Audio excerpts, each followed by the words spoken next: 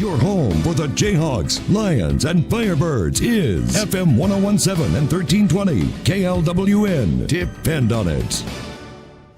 Good evening, ladies and gentlemen, and welcome to Free State High School for senior night for the Free State Firebirds as they are hosting the Olathe North Fighting Eagles.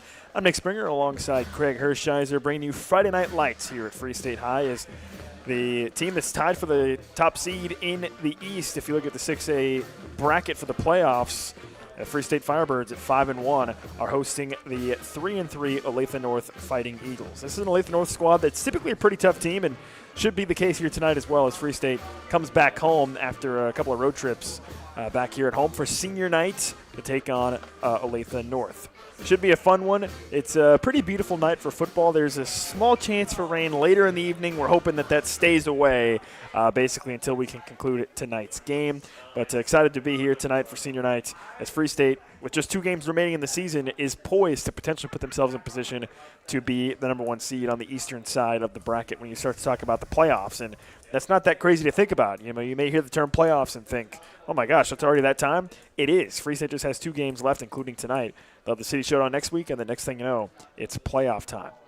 So, Craig, when you think about this, where this Free State team is at so far this season, you'd love to see them carry the momentum forward that they've had over these past couple of games into tonight, and then obviously forward into the City Showdown and into the playoffs. Yeah, well, let's start with tonight. You mentioned Olathe North being 3-3. That's typically hasn't been through history, that hasn't been their record. But so they have a strong tradition of high school football at Olathe North. So this is not a game that you can overlook without question. The danger, I think, is that potentially you have some guys looking ahead to next week. Yeah. And so this is the quintessential trap game. Yeah. So that's the kind of thing that you have to avoid. Hopefully you've had your attitude correct all week. You've been disciplined. You've done your film studies. You understand your assignments. So your seniors are making sure that everybody's attitude is correct. And so we'll see, how that transpires tonight. But hey, in every game but one this year, Free State has scored 35 points or more. Yeah. Or more. That's impressive.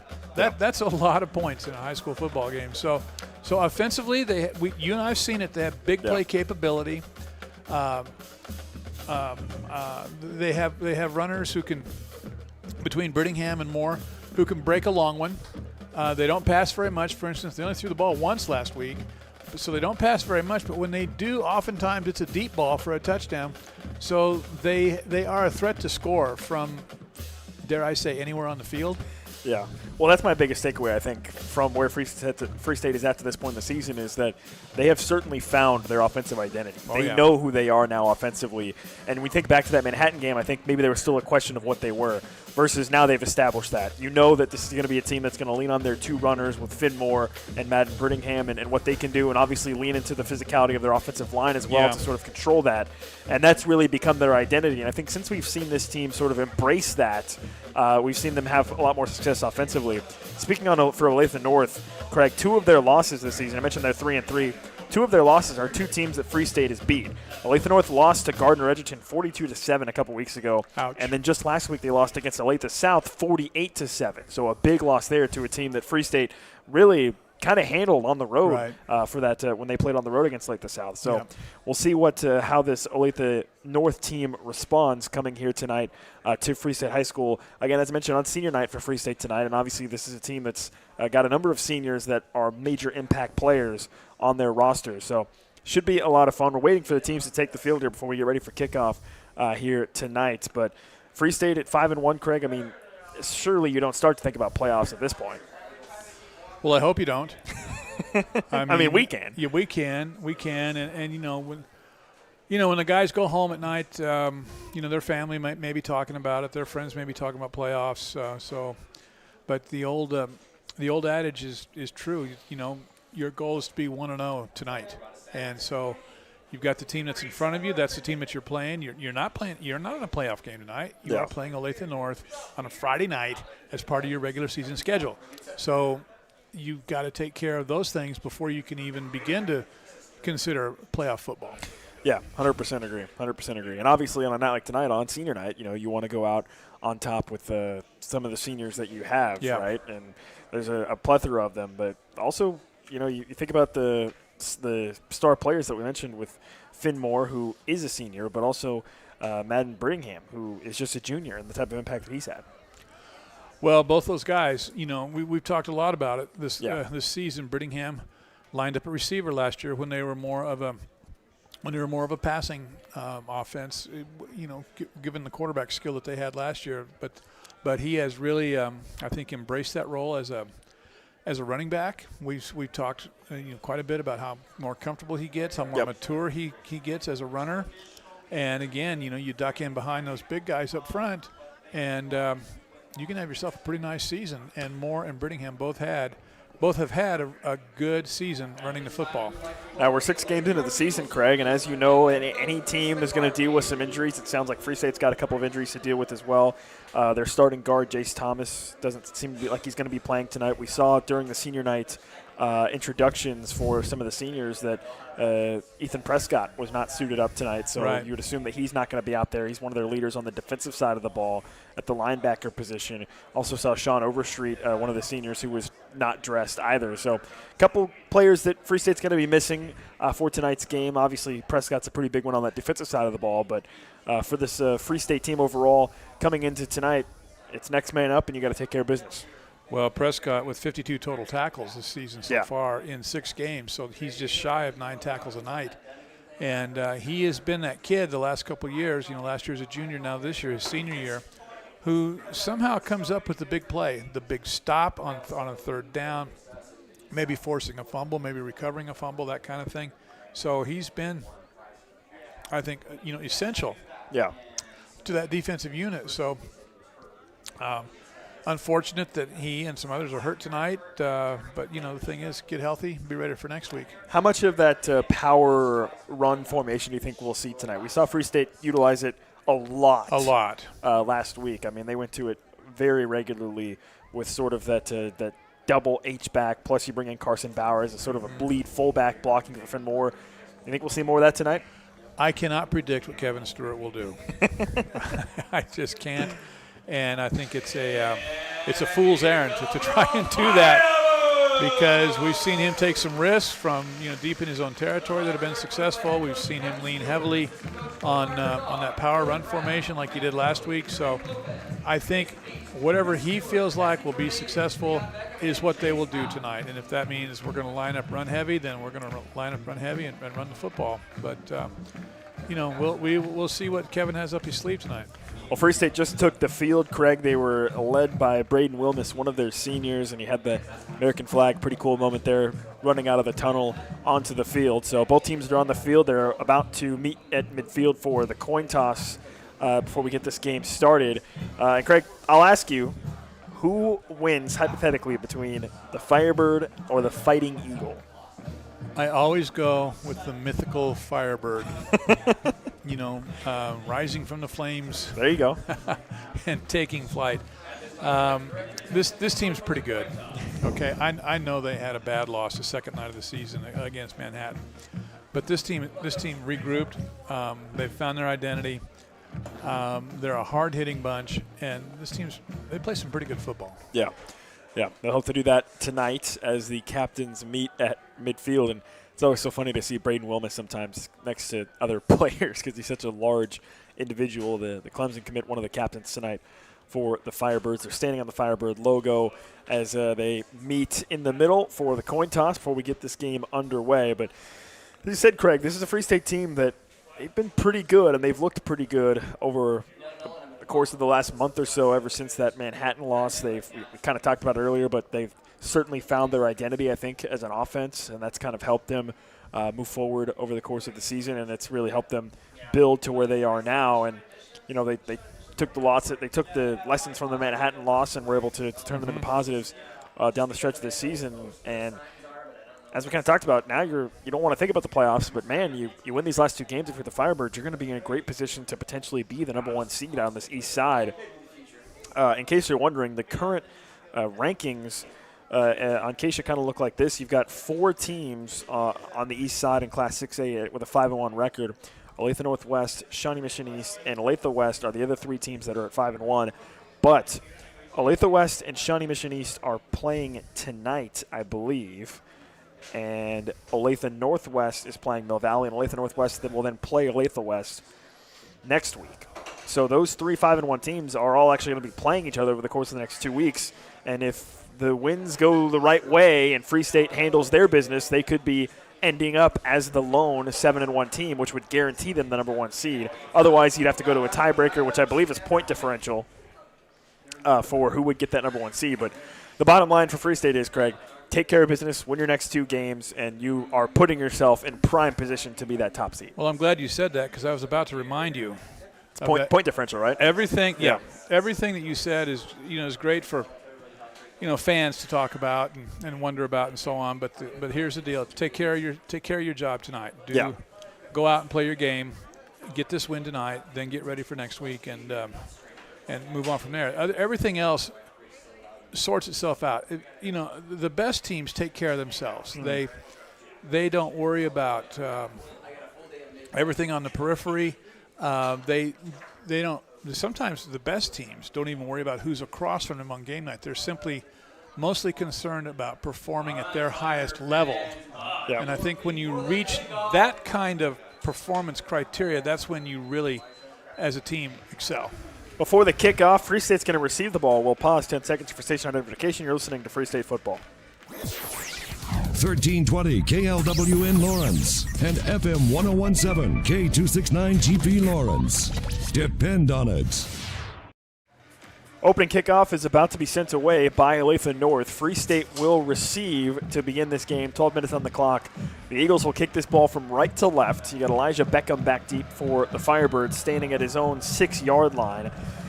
And kicking it off for Olathe West is Reshawn Newton, and he sends it away. It bounces at about the 5-yard line and skips out of the back of the end zone. It'll be a touchback, and Free State will start at their own 20-yard line. So the Firebirds will move from left to right down the field here in this first quarter. Free State is in their home uniforms with green jerseys, white pants. They've got silver lettering and numbering on the jerseys, sort of that iridescent, reflective silver lettering and numbering on the jerseys, white helmets. Olathe North counters with all white uniforms, white jerseys with white pants, orange lettering, orange numbering on the jerseys. They've got white helmets with the blue stripes down the middle of them. And Free State will have the ball set at the middle of the field for 1st and 10 at their own 20-yard line. Many players for Free State and Olathe North have pink on. Of course, that's for Breast Cancer Awareness Month here in October. They start out of the pistol formation. A tight end goes in motion down the line of scrimmage. It's a handoff running left as Birmingham steps and cuts up field to about the 24-yard line. They'll get him out to the 25, give him 5 yards on 1st down. The kickoff goes through the end zone, and we start the game on the 20-yard line. I don't get it. I mean, not returning? No, I don't get why we've got to start on the 20. If we want high school rules. If we want to invite a little more offense, why don't we start on the 30 or maybe even the 35? No, you're asking the wrong guy. I don't know. 2nd and 5. Here's a read option, and Finmore keeps it, runs straight ahead. Multiple Eagles try to grab him and tear him backwards. It looks like he's got the 1st down based on the spot from the official towards that far sideline. He needed the 30-yard line. It looks like he's got it, and they will indeed move the chains. So they needed 5 yards, and they got right at 5 yards. Well, here you go, Craig. Now they're at the 30. You happy? Well, should have started on the 30. But, hey, both your primary ball carriers each had a carry, each gained about 5 yards, 1st down. So we're in business. We're just about a minute underway in this game. Free State's first possession on the opening possession of the game. 1st and 10 at the 30-yard line on the far hash. Finmore rolls to his right, looking downfield. Now he'll tuck it away in his right arm, try to scramble, and he gets upended at about the 34-yard line. So Finmore sprinted right on a design rollout, didn't see anything downfield, and just tucked that ball away and picks up 4 yards. So you're running quarterback, with a pass play. I like getting him out and moving, rolling to the right. They ran, I thought, some fairly deep routes there. It looked like they were looking for a big hitter. 2nd and 6 from the 34-yard line. Pistol formation. 2 receivers line up towards the near side. The tight end is as an H-back to the left. Here they go with the speed option, running left. Finmore keeps it all the way. Breaks a tackle to the 35. Stays on his feet. And 2 defenders finally take him down at the 40-yard line. It should be enough for another 1st down for the Firebirds. On the speed option, Finn Moore, he just shucked one defender and then sprinted out to the 40. It took 2 Eagles to take him down at the 40-yard line. They've got him marked just short, Craig. I'm kind of surprised. That looks like a first down to me at the 40-yard line. But it's 3rd and inches. Oh, and they almost got Olathe North to jump. 10 minutes remaining here in this first quarter. It's 3rd down and less than a yard, maybe a couple inches at the 40-yard line for Free State. Out of the pistol formation. High snap, Finn Moore hands it off to Brittingham, darting his way through the line of scrimmage. He's got the first down across the 45 near midfield before the Eagles stop him at the 47-yard line. Well, we've seen Moore and Brittingham do what good runners do. You know, they avoid the initial contact and get a couple extra yards, and then during the tackle they manage to work their way ahead to get a couple more yards.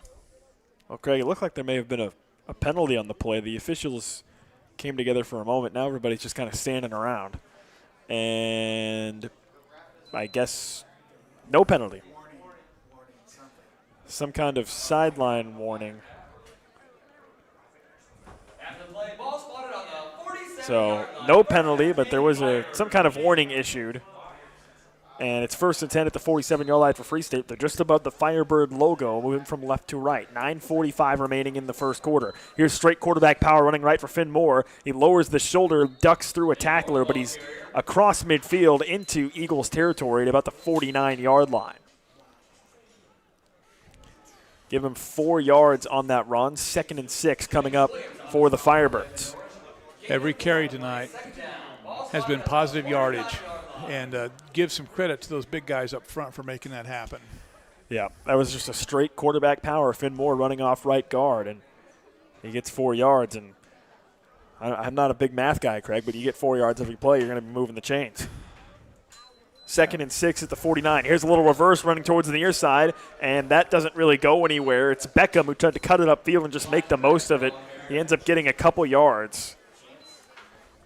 I think Elijah Beckham kind of realized that North had that red, and he just cut up field and just tried to get a few yards, and he gets to the 46-yard line, so give him 3. That brings up 3rd and 3 at the Olathe North 46. Well, North did a good job of sealing the edge there, not really falling for the reverse action. Still, though, I like the call. It's a good place on the field to call it. You keep that defense a little bit honest there.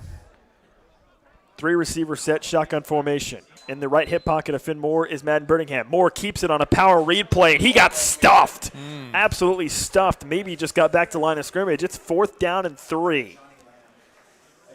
You would assume this is 4-down territory for the Firebirds here, and the offense staying on the field. Here comes Carson Bowers. You know what that means, Craig. They could be looking to go into that power run formation with Finn Moore.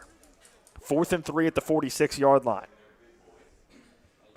7:55 remaining in this first quarter. This is the opening drive of the game. There it is, your power formation. Play clock is down to 10. Whoa. Now the entire offensive line and tight end shift from the left to the right. Here they run straight right with Finn Moore, and he's got the first down.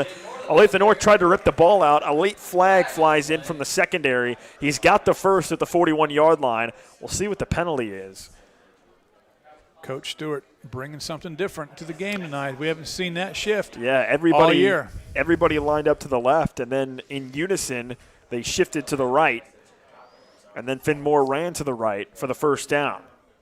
We'll see what the penalty is. We're waiting for the official to give the signal. Face mask. Oh, it's a face mask against Olathe North. That's a killer for the Eagles. Whoa. That'll send Free State all the way to the Olathe North 26-yard line. It was a 6-yard or a 5-yard run by Finn Moore, and then tack on 15 more. And now Free State is at the Olathe North 26-yard line with 7.5 minutes remaining in this first quarter. That call hurts for Olathe North, Greg. And with the exception of the design pass play earlier, which turned into a run, everything's been on the ground. Here they go with a little counter trap play to Brittingham. He's trying to pick his way towards the left side. The pile stacks up, and he falls forward near the 20-yard line for a gain of about 5.5, maybe 6 yards on the play. They'll give him 6, so it's 2nd and 4 at the 20-yard line.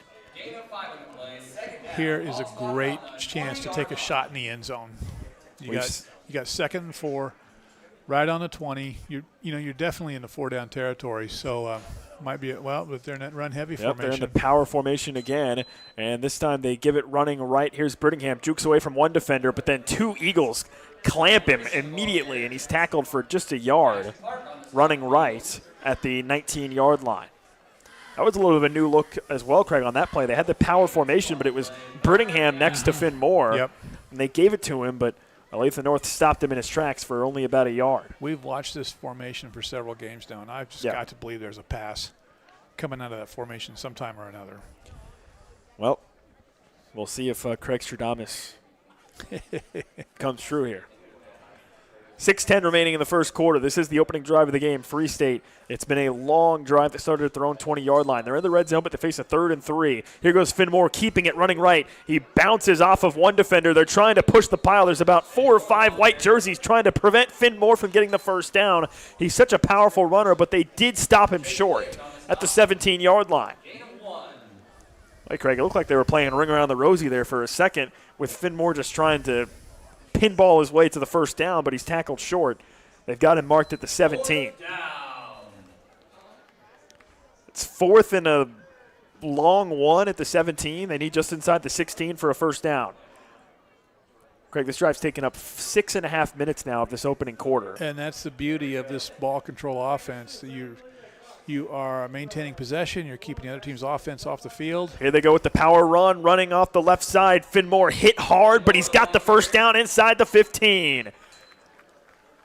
They went straight back to that power formation with those 2 H-backs off the left side. Finn Moore just followed his blockers on that quarterback run, and he's got the first at the 13-yard line. And you notice there that he's the one who delivered the contact. He didn't accept it. He delivered it. Yeah, it was a big hit, but I think the defender felt it just as much as Finn Moore did. Heck yeah.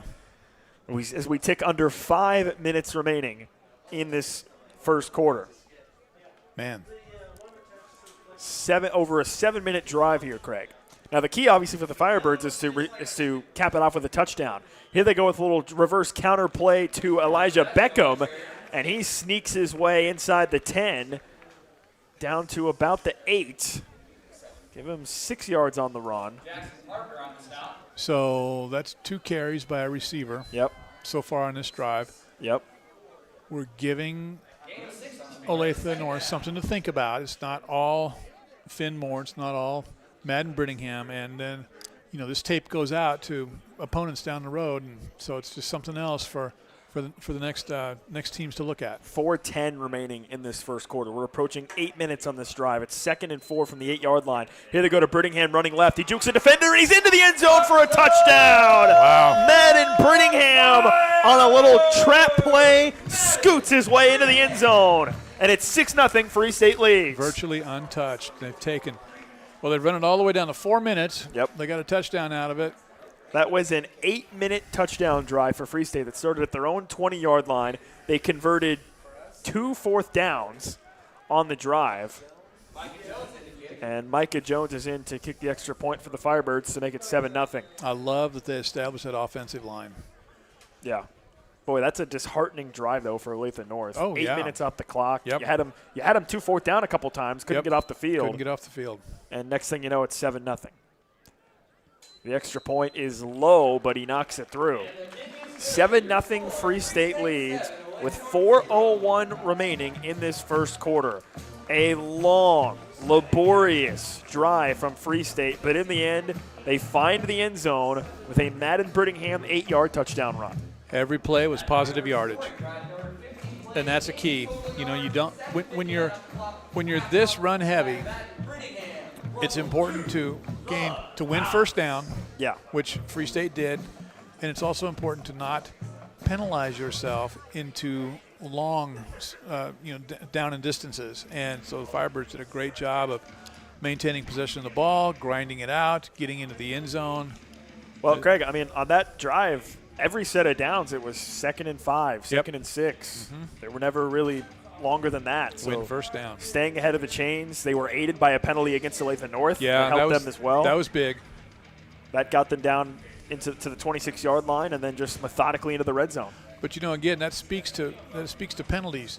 Yeah. And to not penalizing yourself into bad situations. And unfortunately for Olathe North, they had a major there, Yeah. and it hurt them. So Micah Jones will kick this ball off for Free State that's Romero, I believe, who's going to be kicking off for Free State. Yeah, Ricky Romero will be kicking off for the Firebirds from left to right. Back deep for Olathe North. Looks like that's Jason Rush and Ethan Nadeau.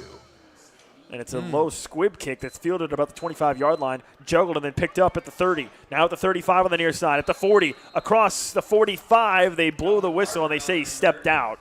On the return for Olathe North, that was Kelvin Parker, and the officials say that he stepped out at the 40-yard line, but still a decent little return off the squib kick. Almost worked out the way Free State wanted it to. The returner kind of He fumbled juggled the ball a little bit. Yeah, he juggled it for a second. But then he turned it into a good return. So, well, Craig, sometimes when that happens, when you see a guy juggle the ball like that, everybody loses their rush lanes. Yeah. Right? They see the ball on the ground and just take off for it. And that maybe was a little bit of what happened there for Free State. So the Eagles with their first possession starting on the 40-yard line. Yep, 3:55 remaining in the first quarter, and this Olathe North offense comes onto the field. Riley Johnson leads the way for them, their senior quarterback. He's out of the pistol set. They start with a handoff running straight forward, and Free State is there. Carson Bowers with a big hit blows that one up. Blaze Adger is the runner for Olathe North, and Bowers just blew him up for no gain. Look at that tackle. Boy, I'll tell you, they're fortunate to get back to the line of scrimmage. Yeah, they've got him spotted still right at the 40-yard line, so 2nd and 10 coming up for this Eagle offense. Now they've got a pistol formation with a fullback sidecar to Johnson with a running back. Here they hand it off to the fullback running to the left, and he goes nowhere, backwards for a loss. A big-time tackle. Finn Moore doing it on both sides for Free State, makes the tackle. Well, Moore is among the top tacklers season-wise for this team, and he really came up big right there, putting Olathe North into third and 11. 3rd and 11 at the 41-yard line. Same formation, pistol set with a running back to the right next to him, with a running back also behind him. Johnson, designed rollout play, rolling to his right, looking downfield, looking as he sprints to the right, now stops, tries to cut upfield. At the 40-yard line, he's hit, spins off a defender, but he goes down for no gain. Nowhere to go for Johnson, scrambling to his right, looking downfield.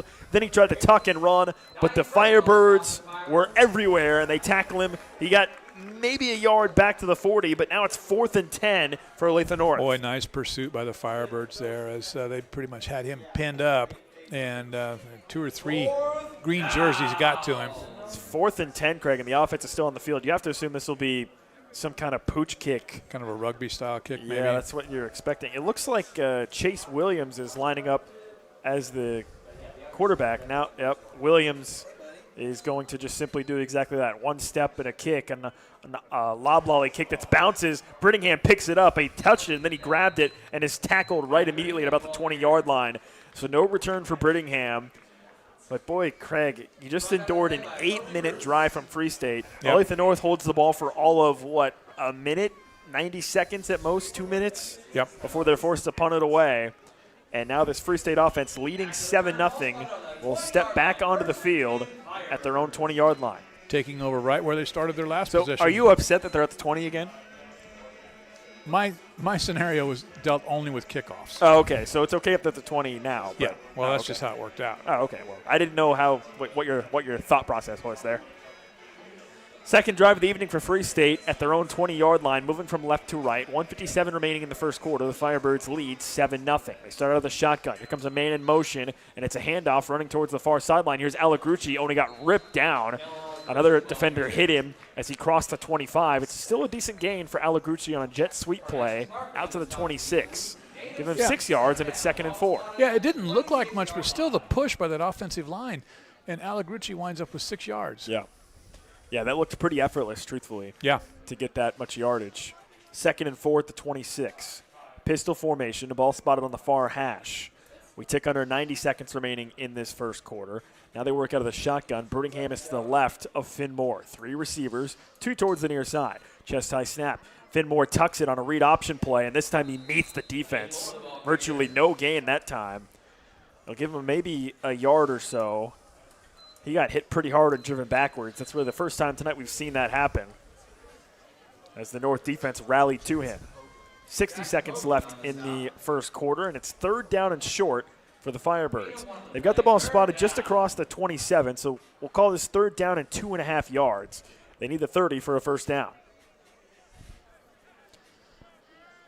They come out with a trip set, 3 receivers towards the near side of the field, the wide side of the field with the ball on the far hash. Out of the shotgun, Brittingham is to the left of Finn Moore. Chest tie snap, straight quarterback run off left tackle. Finn Moore breaks through an arm tackle, and he's got the first down as he lunges forward near the 35. They move the chains again as Finn Moore gets the first down, running to the left, out to the 34. They needed 3, and they got about 7.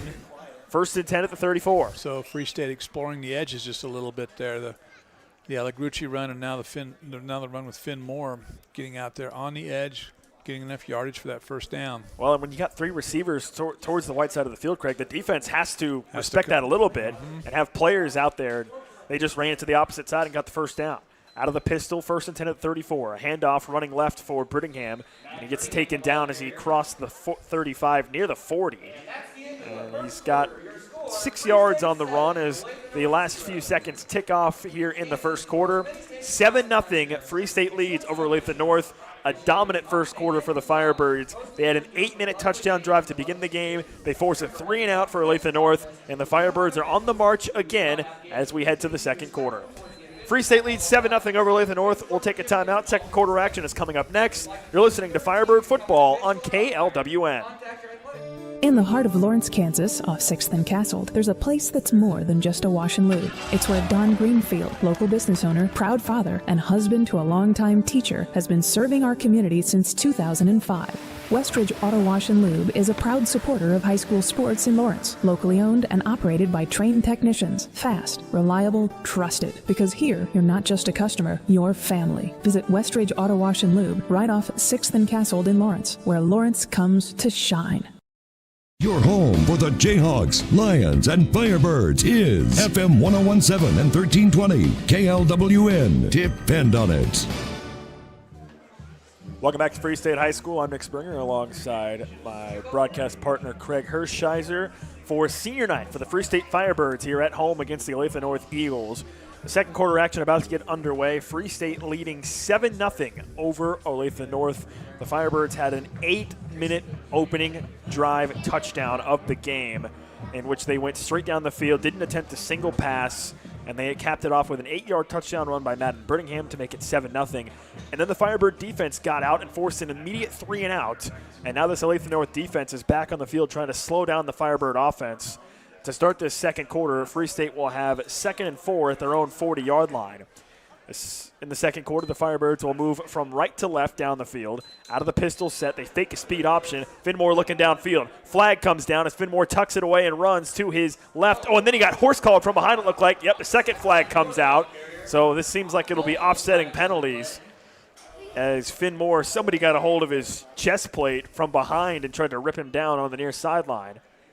So this should offset those penalties. As the other one, I think, was a hold coming out in the backfield. One would think, just considering the time and the location of that flag. Yeah. I didn't know you just jumped to conclusions like that, Craig. That's bold of you. Generally, I'm a fairly thoughtful guy, but okay. We'll take a chance on this one. There's the hold. Yep, there's the hold, and then they got the horse collar against Olathe North. The penalties will offset, and we'll replay first down. Man, I should be an official. I did a great job there. What do you think? I would love to see that. I would love to see that. In all seriousness, we respect the officials. You know, they have a thankless job most of the time. Yes, indeed. So, yep. Great job to them. So after all that, much ado about nothing, it is 2nd and 4 at the 40-yard line once again. Pistol formation for the Firebirds, 3 receivers, 2 to the far side of the field. As Finmore surveys the Olathe North defense, they've got 4 down linemen. They start with a little handoff play running to the left. It's Brittingham, breaks one tackle at the 40 and is knocked out of bounds as he crossed the 45 near midfield. They've got him spotted at the 47. That's more than enough for a first down. And the Firebirds just keep moving those chains. 1st and 10 at the 47. Well, that's an old-fashioned draw play, yeah. Nick. Boy. Yeah. Yep, a little delayed handoff, and Yep. Birmingham just moved to his left, broke a tackle, and got the first down. Yeah, he found the seam. Running backs. Start of the second quarter, 7-0 Free State leads, and the Firebirds are on the move once again. Pistol formation. Here they go with a straight speed option. Finn Moore just decides to cut it upfield. He shakes off one tackler, and then he gets pummeled near midfield. They'll spot him right at the 50-yard line, and that's a gain of 3 yards by Finn Moore. And boy, on that play, Craig, Finn Moore, it was a design speed option, and Yep. I don't know what Finn Moore saw, but for whatever reason, he just decided he was going to take it himself and cut upfield, and he gets 3 yards. Yeah, he made his decision pretty quickly. Yeah. Took the option out of the option play. Yeah. 11-10 remaining in the second quarter. 7-0 the Firebirds lead, and they have 2nd and 7 right at midfield. Directly over the green Firebird logo. Waist-high snap. Finn Moore looking to pass. Rolling to his right. He's under pressure. Jukes away from one defender. Stays on his feet. Oh, somehow he escapes 3 or 4 defenders and ends up falling forward to about the 48 for a short gain. Craig, it looked like maybe there might have been a face mask there on Moore as well. His head kind of turned as he lunged forward. No flags, though. He gains 2 yards on the play, and it's 3rd and 5. Well, he was surrounded by white jerseys. Yeah. Deep in the pocket, and winds up making a couple extra yards out of it, giving themselves a third and 5, so definitely manageable. Yeah, that's one of those plays that doesn't show up in the stat sheet, Craig, where that Yeah. could have easily been a 5 or 10 yard loss. Yep, very easily. Now before this 3rd and 5 play, whistles and a timeout called by Free State. So Kevin Stewart wants to get his offense together and make sure they've got the right play for this 3rd and 5. The ball is spotted at the far hash at the 48-yard line of Olathe North, with Free State needing 5 yards to get to the 43. The Firebirds lead 7-0 with 10:19 remaining in this second quarter. And this, Craig, this has got to be a frustrating game so far for Olathe North. I mean, your offense has been on the field for all of 2 minutes. Yep. You haven't gotten a first down, and this defense is just getting gashed on the ground. But here they have a chance on 3rd and 5 to potentially switch the momentum. Yeah, they could make a statement here and get a stop. But, again, just considering the play calling, this is 2 downs to make 5. Yeah, I'm 2 positive plays. of that. So Yeah. unless there's some big tackle for loss. But anything positive here, positive and short of a first down, they'll be going for it on 4th down. Well, and Free State, Craig, has called 2 design pass plays that both ended in scrambles by Yep. Finn Moore. So Yeah. we haven't actually seen the Firebirds attempt a pass yet tonight, Yeah, the ball's not been in the air. but they haven't needed it to be. The run game has been successful. Out of the timeout, 3rd and 5 at the 48-yard line of Olathe North, with the ball spotted on the far hash. 10:19 remaining in the second quarter. The Firebirds lead 7-0. It's a pistol set again for Free State, with 2 receivers to the near side, 1 lone to the far side, and a tight end H-back lined up off left tackle. As Finn Moore surveys the defense. He's got Birmingham right behind him. Here they go with a speed option. Finn Moore pitches it out to Birmingham across midfield at the 45. At the 40s, he accelerates towards the near side, and he's driven out of bounds, but he's got the first down deeper into Olathe North territory. They spot him at the 32-yard line. It's a big gain of 16 yards for Birmingham on the speed option. Great decision and great timing on the pitch, but also an excellent block downfield. And I did not get the number, but the receiver on that play really did a nice job of blocking downfield for Birmingham. Well, in that time, Craig, the defense committed to taking out Finn Moore Yep. immediately, and he just pitches to Birmingham, who's got a big lane and open runway to get a burst of speed going. Pick your poison. It's 1st and 10 at the 32-yard line of Olathe North. Play clock is down to 5 as everybody's still looking towards the sideline. Play clock is down to 2, now down to 1. Oh, and Free State has to burn another timeout, Craig. You don't love that. That's now 2 timeouts called in the last 2 plays, basically. Yeah, and we've seen Kevin use timeouts, in my opinion, fairly liberally. I agree. But I think this is one that he would not have wanted to use. 7-0 Free State leads, but now the second timeout called by the Firebirds on this drive with 9:43 remaining in the second quarter. It's 1st and 10 at the 32-yard line of Olathe North as the Firebirds look to extend this lead. And again, Free State had an 8-minute opening drive of this game that resulted in a touchdown on an 8-yard run by Madden Brittingham to make it 7-0. But the flip side of this ball control offense, Craig, is that if you're Free State, you have thoroughly dominated this game up to this point, and yet you're still only up 7-0. You're 1 play away from Olathe North potentially feeling like they're back in this game. Yep. you still got to take care of the football. You can't afford any kind of turnovers or anything like that. So, yeah, you make an excellent point there, North. Despite Free State having the football for so much of this first half, they are one score away from tying it up. But if you're Free State, go down and score here to make it a two-possession game, you feel much better about where you're at. Out of the timeout, 1st and 10 at the 32-yard line of Olathe North. Pistol set, high snap. It's fielded by Moore. There he goes, juking a defender inside the 25, near the 20. Wow. He kept it on a read play and then skipped his way through the defense down to the 20-yard line for another first down. And Moore runs with such authority. Yeah. High knees, taking on contact.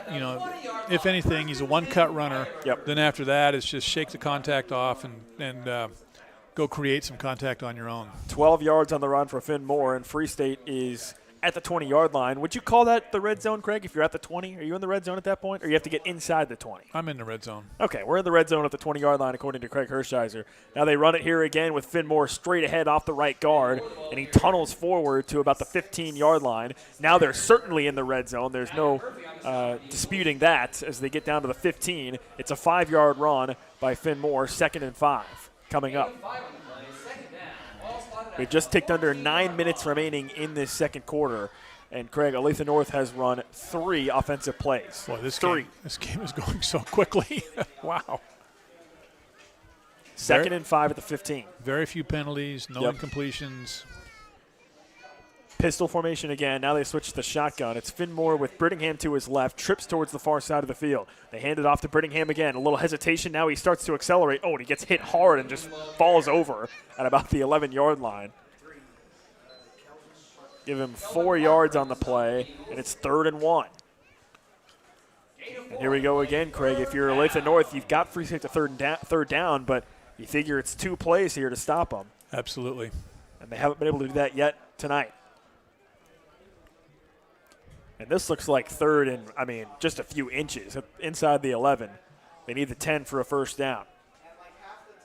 7-0 the Firebirds lead, but they're threatening more. Power run formation, running left. Here goes Finn Moore. He's pushing on the back of his lead blocker, Bowers, and he just falls forward inside the 10 down to the 6 for the first down, and it's 1st and goal for the Free State Firebirds. 7:45 remaining in this second quarter. So far, it's been relentless. Yeah. Just lining up, snapping, running the plays, getting yardage on every play. 1st and goal at the 6-yard line. The ball is directly in the middle of the field. Can this Olathe North defense rise up? They've got 4 down linemen. Everybody up in the box. Power run formation for Free State with 2 H-backs to the right, and they just run right behind him with Finn Moore. Just big boy football inside the 5. Finn Moore gets dropped at about the 2. And it just feels like Free State could line up and run that play exactly again 3 more times, and they would get a touchdown, Craig. Maybe they will. They might. Is that where they say they call it keep it simple, stupid? Yep. Under 7 minutes remaining in this second quarter. Yeah, don't outthink yourself. And some coaches will do that. Yeah. Well, they come out with the same formation, this time flipped to the left. Power run. And here goes Finn Moore once again. You called it, Craig. He lowers his shoulder. Did he get in? Yes! It's a touchdown! Finn Moore lowers his shoulder, running off left guard, and he sneaks across the plane to make it 13-0. Free State leads. Oh, and by the way, Craig, I just forgot. Oh, it yeah. slipped my mind. Yeah. Tonight, by the way, with every touchdown that Free State scores, you score a free pancake at IHOP in Lawrence at 3102 Iowa Street in Lawrence. That's 2 touchdowns. That means you get 2 free pancakes at IHOP in Lawrence tonight if you go check them out. Everybody's ears just perked up here in the media booth, With the pancake With talk? oh, yeah. Yeah. Man. Yep. Okay. I'm feeling a little hungry myself. A lot of thumbs up here. Yeah, there you go. Well, right now, 2 free pancakes at IHOP tonight. 6:40 remaining in the second quarter. Jones is on for the extra point for the Firebirds. The kick is low, but it is good once again. Low again. And it's 14-0 Free State leads. And boy, Craig, this Olathe North offense, if nothing else, they just need to possess the ball. Give your defense a break. Yeah, and I got to believe the defense feels like they probably need a break. That that's a tough job out there right Yeah. now with Yeah. with Free State's offensive line coming at you, all these plays, and the responsibility of stopping the run, which they haven't been able to do successfully just yet. Another long drive, Craig, that took almost 7 minutes, I think, on that one. Yeah, they started on the 20 again, Yeah. right? Yep. So Yep. two 80-yard drives and 2 touchdowns. 14-0 Free State leads with 6:40 remaining in the second quarter as the Firebirds will get ready to kick this ball off. Even my math skills can figure that out. That's 160 total yards. Yeah, that's true. Yeah. 80 plus 80. There you go. So, Yeah, Craig, I don't think they'll say that we're the smartest booth in the world when it comes to math, but, we hold our own. We hold our own. well, yeah, we can calculate the figures that matter. That's true. Yep. The scoreboard, 14-0. That's what it reads right now for Free State. It's Jones this time to kick it away. It was Romero on the last kick. This time Jones will boot it away. It's a nice end-over-end kick, fielded at the 5-yard line by the Eagles. Run it out across the 15 to the 20 to the 25 to the 30. Finds a seam at the 40. Just needs to break the tackle of Jones, and Jones drags him down. How about a play there from Micah Jones, the kicker, making the tackle on the return for Olathe North. On the return there for the Eagles, that was Josiah Rowland. And, boy, he had another gear, Craig, that he could have got to. But Micah Jones, the kickoff man, makes the tackle. Perhaps that's the spark that this Eagles team needs. It was a 42-yard return out to the 47-yard line. Well, that was a little scary, and like you alluded to earlier, Olathe North is, 1 or 2 big plays away from getting right back in it. Yeah. As far as the scoreboard is concerned, and they almost had it right there. 1st and 10 for the Eagles at the 47-yard line, moving from left to right. 6:31 remaining in the second quarter. They trail 14-0. Oh, they drop the snap. Johnson picks it up. He's looking to throw the ball down the field. Throws it deep. Whoa. Oh, he overthrew his man. They had a touchdown, but he just missed him on a deep post route. He overthrows Justice Grace, who was on a post at about the 20-yard line. For Johnson, that was a hectic play. He drops the snap and then has to pick it up and try to regroup and look downfield, and he just overthrew his man. That could have been the big play this team needed. Yep. So Free State dodges a bullet. They maintain their 14-0 lead. It's 2nd and 10 at the 47-yard line.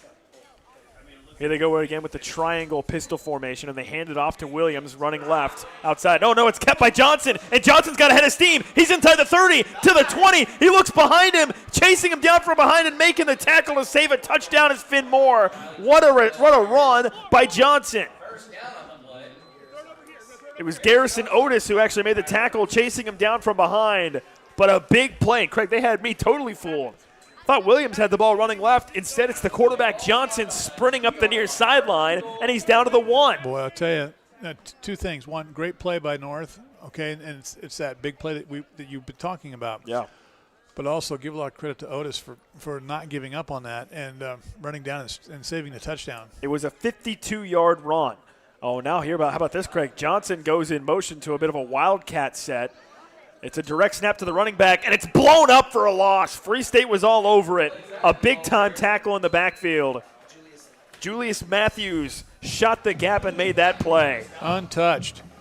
It was Jackson Parker who was the running back, and then Johnson went in motion to the wide receiver position. Direct snap to Parker, and Julius Matthews blew it up. Well, it looked like North tried to formation Free State out of the play, but 2nd and goal at the 2. great defensive stop. Wayside snap to Johnson. He looks to throw, fires a quick little slant route, and it's caught for the touchdown. Olathe North answers. Kobe Bruce with the catch for the touchdown. Olathe North strikes quick, and it's 14-6. So they were knocking on the door from the kick return. Yeah. Right, because the returner just about broke it.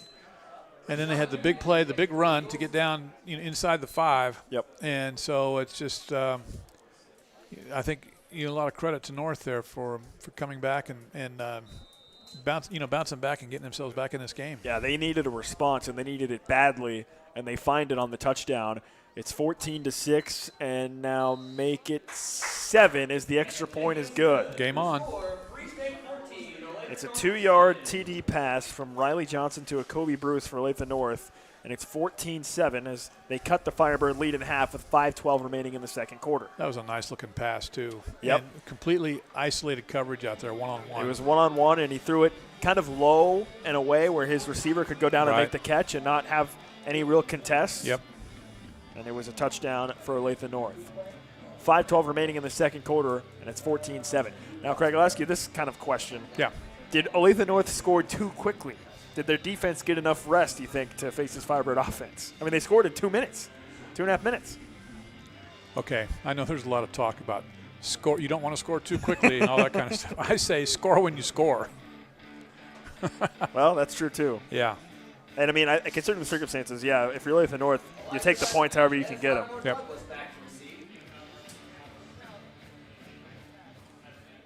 So now Olathe North will kick this ball off from left to right.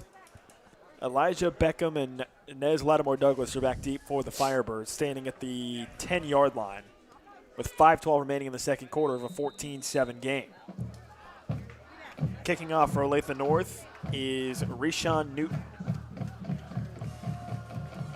It looks to his left, and he's ready to send it away.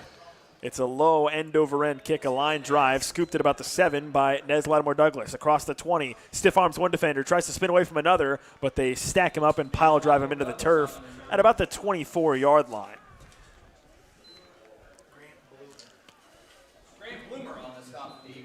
Well, Craig, now this Free State offense, they've been unstoppable so far tonight, but they have to keep it going because this is still just a one-possession game. You know, and they have been they've been grinding it out 5-6 yards at a time.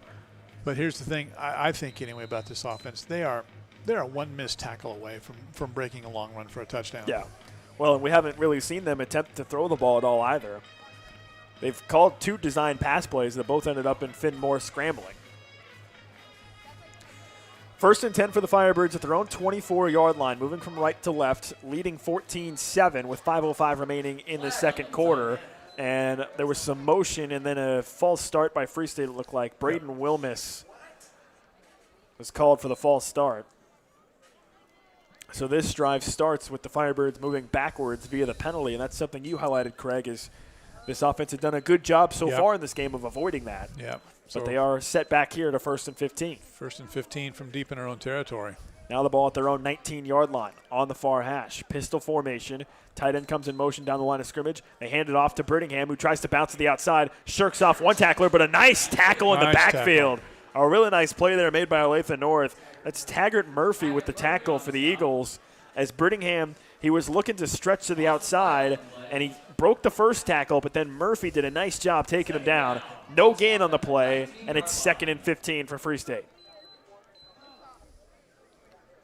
Now I think you're in a tough position here. It looks like obvious passing. I think they went with that run with the notion that they would get, 5, 6, 7 yards and have second and kind of manageable. But now with that tackle at the line of scrimmage, they fake a jet sweep on this play, and then Finn Moore trying to break a couple tackles, and Craig, it took every effort he had in him just to scratch and claw his way for a few yards out to the 21, give him 2, and it's 3rd and 13. They went to the fake jet sweep look there and didn't find anything.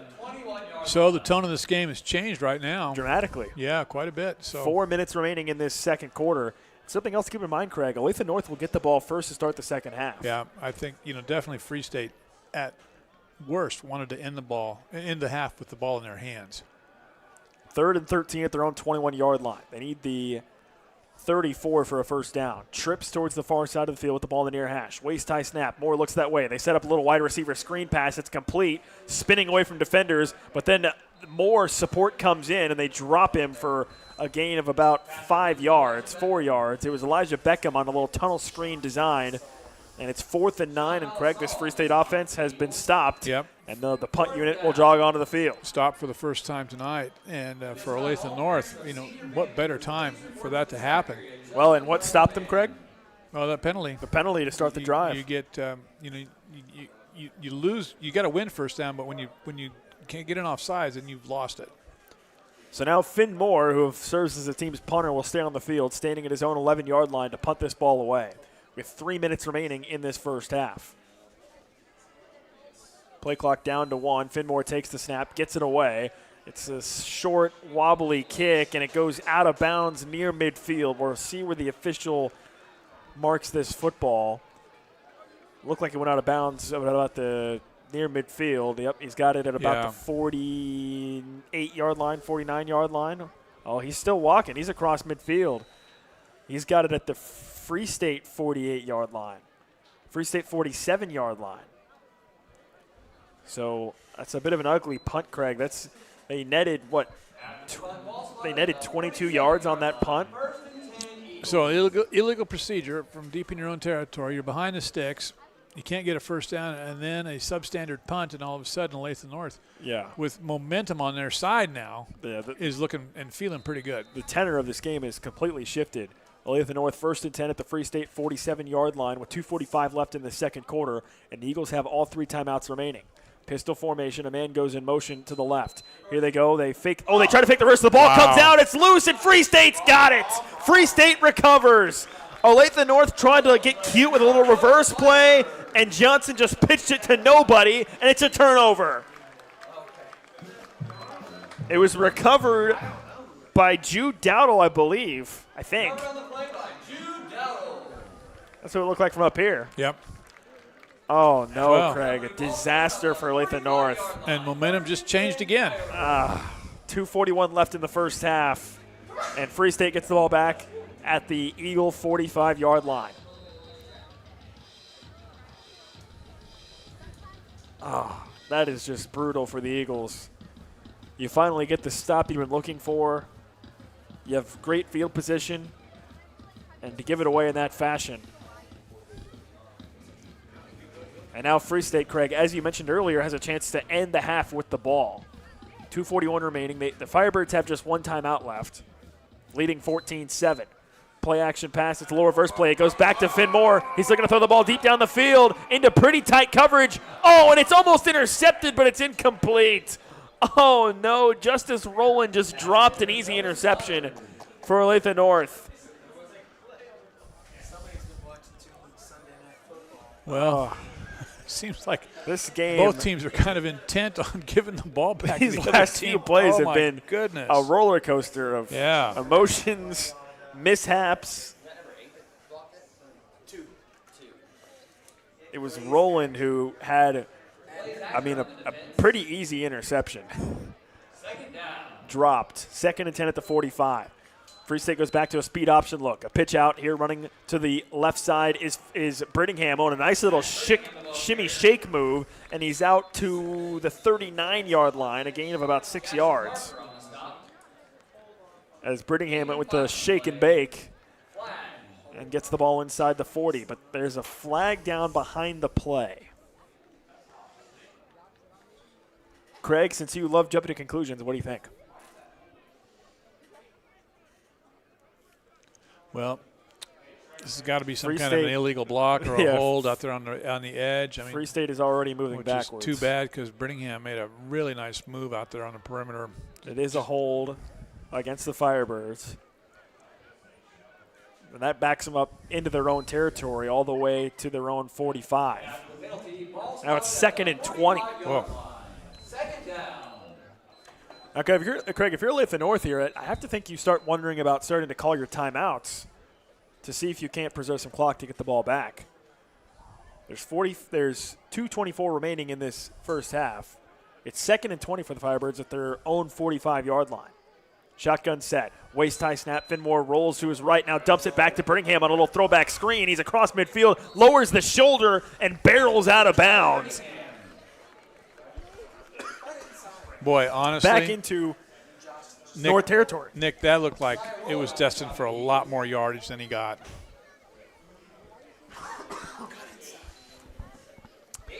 Yeah, he lowered the shoulder and then went out of bounds got it at the 43. So they gave him 12 yards on that little throwback screen. That was nicely designed and very well executed. I think, yeah, it was a good-looking play. I thought Brittingham had a lot more yards in him than that one, though. Out of the pistol, Finmore rolls to his right on a designed rollout, stops, looking downfield, now rolls again. Now he's under pressure, throws it short. It's caught by Brittingham. He shakes one defender, but they tackle him at about the 44. He loses a yard. The clock is running. Now it stops as I think Olathe North got a timeout. Yeah. Nope, now the clock running again. Was there a timeout called? It doesn't seem like there was. Boy, Free State had an open receiver pretty much on the hash, and Moore just didn't see him. Craig, this is a bit of a head scratcher for me. It's 4th and 9 at the 44-yard line. Free State is lining up to try to go for it. The clock is running down under a minute and a half left. They're going to take this all the way down to 1 second and call timeout. Boy, man, you've got 3 timeouts for Olathe North. You'd love to see an extra 40 seconds on the clock. So with 1:24 remaining, Free State burns their last time out of the half. They're at the 44-yard line. It's 4th and 9.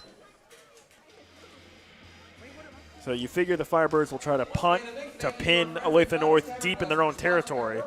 Remember, the Eagles, Craig, will get the ball first out of half. And it's a 14-7 game. Free State leads.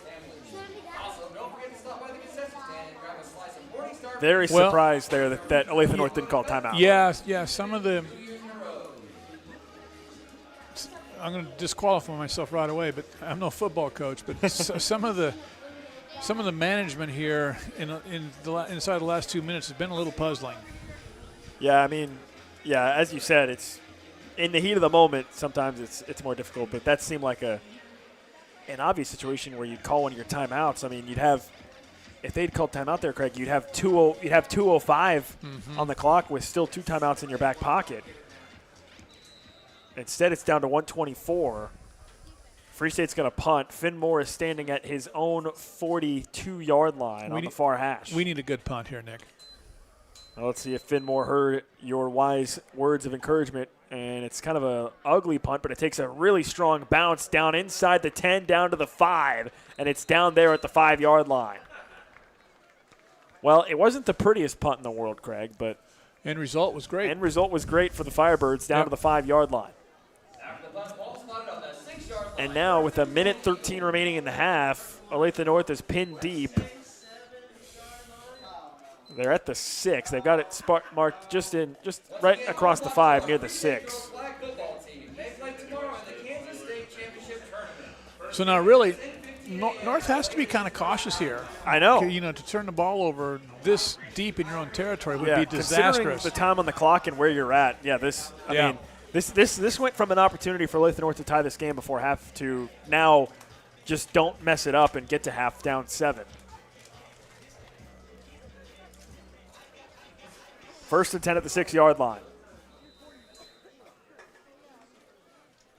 Pistol formation with a running back to the left of Johnson and somebody right behind him. Oh, it's not a great snap again. Johnson keeps it, stays on his feet, and he's tackled from behind for a short gain. It's the second time tonight we've seen a rough snap kind of disrupt the play for Olathe North. 60 seconds remaining in the game, in the first half. And again, that's what we're talking about. You need a clean snap, a clean exchange. This deep in it would be disastrous for a bad snap for Olathe North right now. Same formation for the Eagles, and now, Craig, they are taking their time, seemingly in no rush. They do get the ball out of half, so that probably factors into the calculation. Now looking to pass is Johnson, standing at his own goal line. Scrambles to his right. He's looking downfield. He's got a lot of green grass in front of him. There he goes across the 20. Jukes a defender at the 25. Spins off another. He's still on his feet. And then he just gives himself up at the 28-yard line with 27 seconds left and a timeout called by Olathe North. So Johnson makes a really nice play to get them out of the shadow of their own goalposts, but that play took a lot of time off the clock. So now you got 27 seconds left, and they're still at their own 28-yard line. Well, Craig, you love Johnson, making guys miss there, but he had the opportunity to potentially just go out of bounds. Get out of bounds. And instead, he goes down in play. Olathe North calls a timeout, and with 27 seconds left, now you're stuck between trying to get aggressive late in the half versus, as you've mentioned several times, just protecting the ball and not making a mistake. I think here I got to believe you'll be conservative here, just because you've done well to get it down to a one-score game. Yeah. And considering how this game started, Craig. Yes. The fact that it's 14-7. Yes. If you're Olathe North, you feel pretty good. And as you said, they get the ball coming out of halftime. So I got to believe that their thought is take care of the ball. Let's not damage ourselves. Let's go to halftime and then come back and have the first possession. Well, they've got a spread formation here with trips towards the far side of the field with Johnson in the shotgun. Waist-high snap. He's looking to pass at his own 21. Slings it sidearm, and it's broken up. A big hit by Carson Bowers, but then multiple flags fly as Bowers broke it up, intended for Jackson Parker. And boy, wow. I'm not so sure about these flags, Craig. If it's on Bowers, it looked like he just made a really nice hit, break that pass up. 2 flags came out. There's 23 seconds left on the clock. The officials have come together. Pass interference. Yeah, this pass, it was close. It looked like Bowers just made a great defensive play, but he gets penalized. So that moves the ball out across the 40 to the 44-yard line. 23 seconds left. 2 timeouts for the Eagles. Boy. They are at their own 44. Your strategy might change a little bit here. This is pretty good field position. Pistol formation, chest high snap. They're looking to set up a screen pass. They throw it towards the far side of the field. It's caught in open field. There he goes across midfield at the 40, to the 30, to the 25, to the 20, towards the far pylon. It's a touchdown. It's a touchdown for Olathe North. Jason Rush Holy on a cow. design screen weaves his way through the secondary, and he scores with 11 seconds remaining in the first half. And where did they take possession of the football? At their own 6. At their own 6. With a minute 20 remaining. Who would have predicted that? 14-13. Olathe North is an extra point away from tying this game. But, again, let's look at the penalty. Now, whether we think it was pass interference or not, clearly the referees thought so. The extra point is good. I didn't mean to cut you off there, Craig, but that does tie the game. And so that changed field position. And now you could think, okay, let's take a shot. And they didn't throw a deep ball, but they got it to a fast kid out there on the edge and, pretty isolated. Yeah, Jason Rush, he's kind of like a scat back type player for them. And they got it to him with open field in front of him, and he just took off and showed some impressive speed towards that far pylon and eventually scores. It's a 56-yard touchdown pass.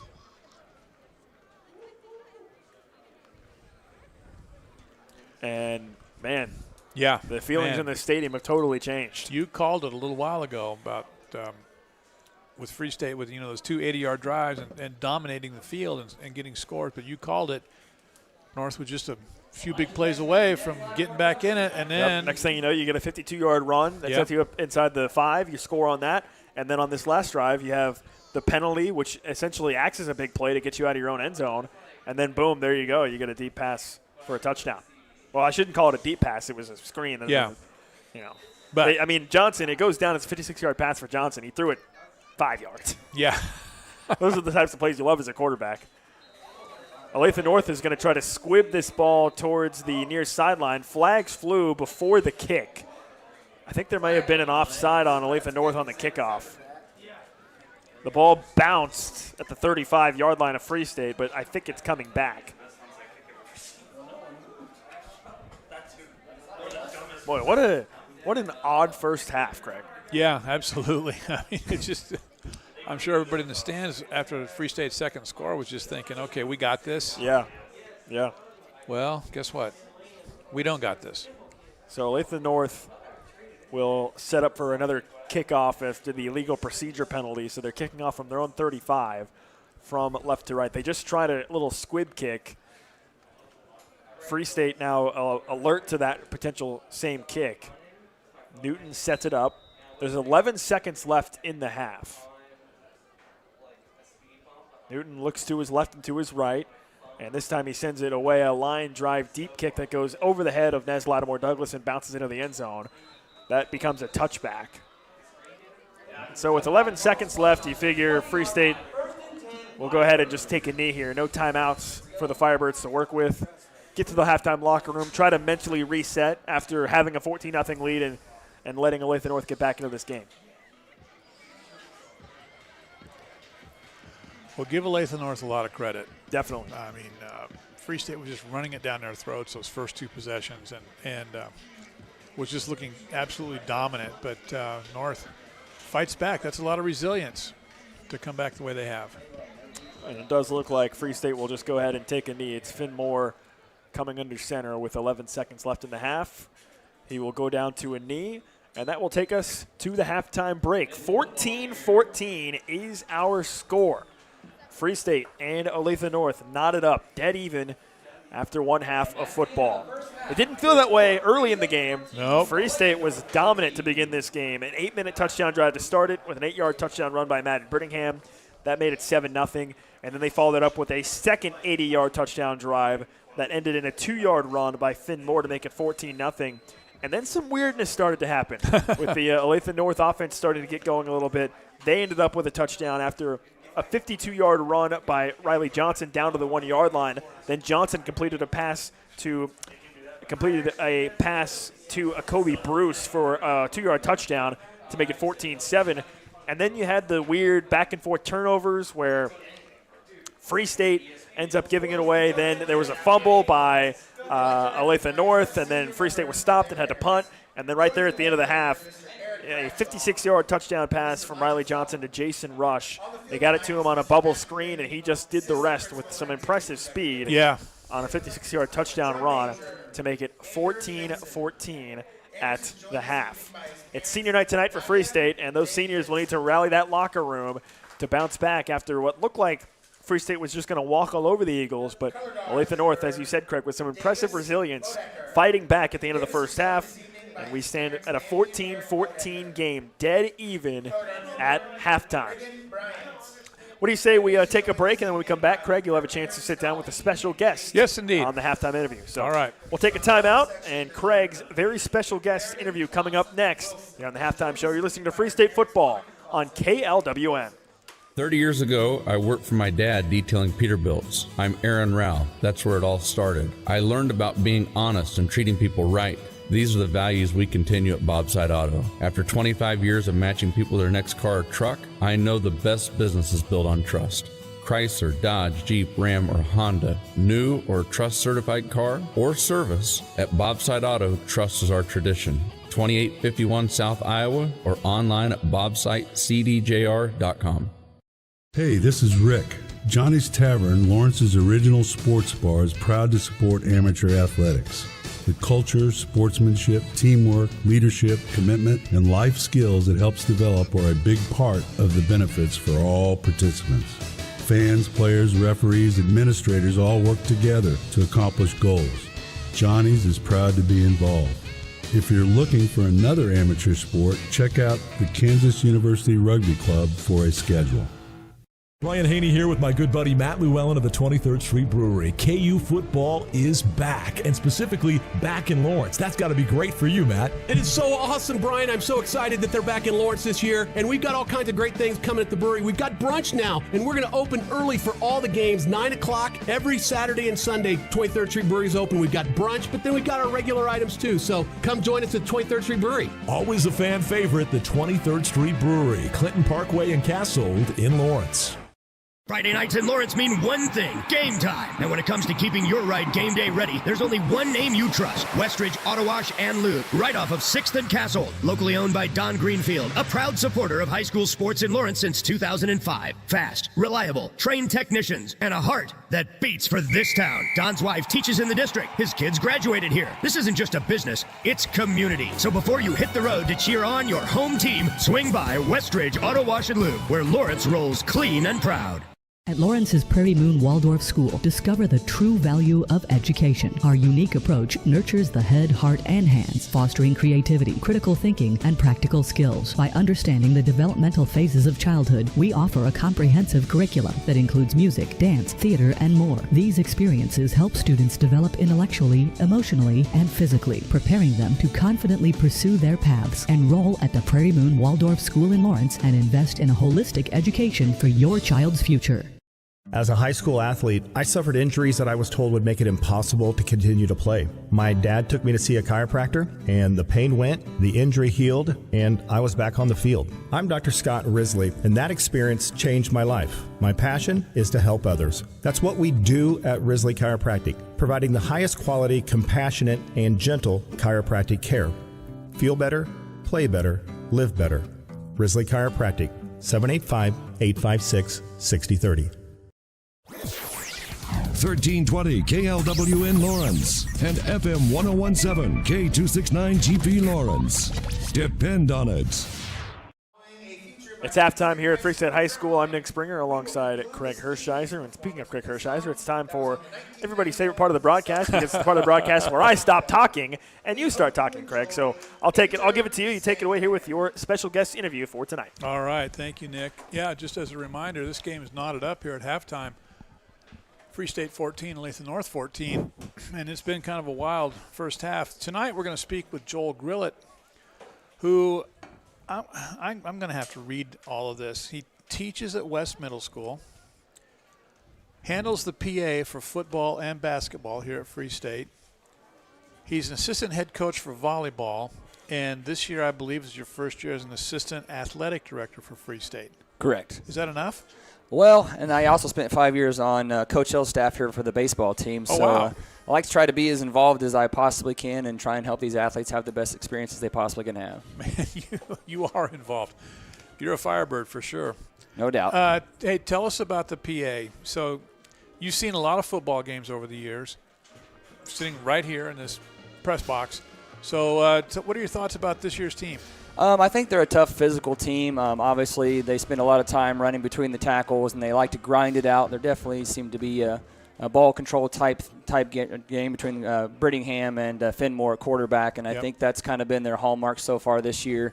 Defense has been playing well. They're a little banged up right now, I know that, but hopefully get some kids back healthy and finish the season strong. Yeah, we're missing on the defensive side Ethan Prescott tonight, and that's a loss. For sure. He's played pretty well, and he kind of wears a lot of different hats, as does Finn and Madden. And so, yeah, not having him in there tonight has definitely been impactful. This game really turned in the last several minutes of the first half.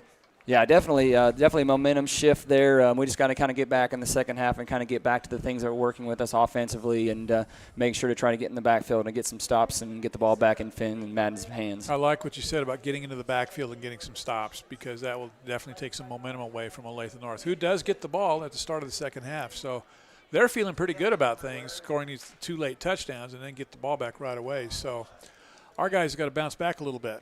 Absolutely. Yeah, there was that turnover there late in the half, and the Eagles responded pretty well and were able to get the ball back and score another touchdown to knot it up at halftime. So, yeah, we're going to need a little Uncle Mo there in the second half. Uncle Mo. So how many years as the PA announcer here at Free State? I don't quite have a number on it, but it's been about the past 7 or 8 years that I've stepped in and been doing this here. Basketball, I get to step in every now and again. I like to say that Coach Henderson is 1A and I'm 1B when it comes to announcing here at Free State, and he typically covers most of the basketball games that I step in when he's not available. And same for baseball, I step in when he's not available. But just like to be at the sporting events. And when I started teaching all those years ago, somebody told me that I'd get paid to show up and watch sports, and so I'm all in. Okay, well, that just opened up another question. You said all those years ago. So how many years as a teacher for you? So this is year number 12 for me as a teacher. So I spent 3 years as a para here at Free State and started coaching back then. So and then I jumped back into teaching in 2014 and have been doing it ever since. So. Okay. So the PA, what's fun about that?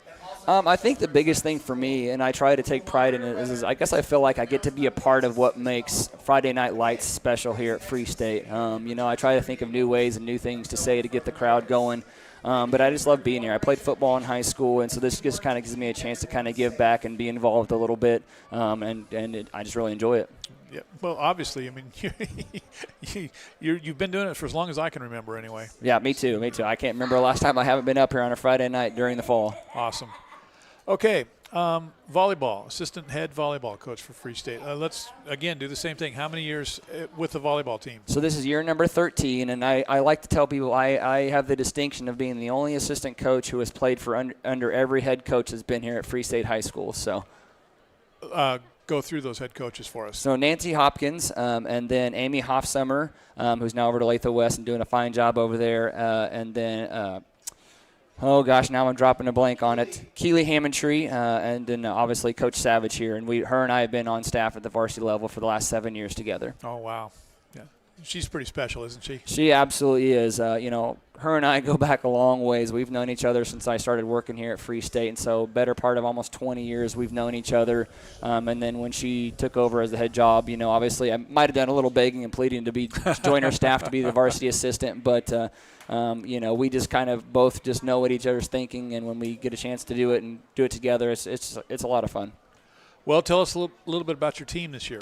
So right now we're sitting at 18-12, kind of doing some scoreboard watching over the weekend. Our schedule is currently finished, and obviously Sub-State is a week from Saturday, but a lot of the teams that are sitting above us, because we're currently in 5th place in the West, all have multiple matches this weekend, and so depending on how all that shakes out, we could be going anywhere from Wichita Northwest to Garden City or even over to Manhattan. So if you go to the KSHSAA website, we'll see the volleyball team in the western part.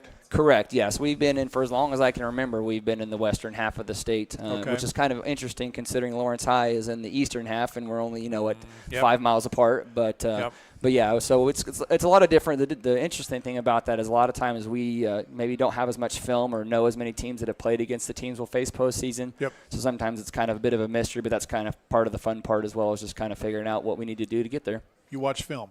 Yes, as often as I can. Wow. Okay, so you're breaking down the other team's strengths and weaknesses and putting together a game plan. Yeah, absolutely. And actually one of the things we've done this year to kind of change things up a little bit is we'll get the girls in and we'll watch some film. But, with busy schedules and whatnot, we've kind of had them taking more of that role where we ask them to do their own scouting reports and post it in our team message board. And that's kind of been a nice change of pace. And so they're actually getting in and seeing what they can see, too, because we have so many intelligent volleyball players that have played this game for a long time. And, they have a lot of good insights. So that having them watch the film and do the scouting, that creates a little bit more ownership for sure for the team. For sure. And then on top of that, we also kind of give them some pointers in terms of what stats to kind of watch that we produce as a team, kind of some of what those things are that we like to keep our percentages within. And so when we play matches and post-match and we look at different statistics, there's certain ranges and certain statistics that volleyball has that we like to stay within because we know that gives us our best chance for success. Okay, so I just heard when I got here tonight that volleyball team had a big event early this week. Yes, we had our annual Pink Out Night, and it was awesome because we were able to honor one of our very own here at Free State, and Erin Campbell, who does such an awesome job, both as a mother, as a coach, and also as a special education teacher here at Free State High School. And it's just a great chance to honor her and just honor all the others out there fighting breast cancer and just bring awareness to the cause. And it's a lot of fun. And, of course, the girls love to wear the pink jerseys and wear the pink shirts and all the different things. And it was just a great event, and the parents really did it up this year. So I was really, really happy with how that turned out. It's great to have that ownership with the parents and have them get involved. So I'm sure your kids, your players, really felt that as well. Absolutely. And then we also had our senior night on Thursday. So it was a big week and a busy week for us. But, that's the one thing about being a coach here at Free State High School is we've just been blessed by so many quality athletes and families that we have the opportunity to work with. And this week they definitely showed their colors, and it was a lot of fun, and they made it pretty special for the girls and for the people experiencing the event. Well, I think you just spoke to something about Free State that I think most educators, I taught here for 19 years, so I think really feel about this school, and that's the involvement with the parents and how well they support not just sports but all the extracurricular activities.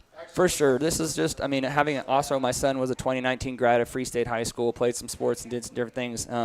We are very blessed in this community to have a lot of people that put a lot of time and effort that aren't even involved with the school systems into what we do, both in activities and athletics. And it's just been a nice opportunity to kind of showcase some of that this week. And then obviously senior night here with football and seeing all those families and parents and athletes out there for both band and for football. It's a really awesome thing to do. And I hope that sometimes people have the opportunity to come out and watch games and see how well these events are supported. You mentioned postseason.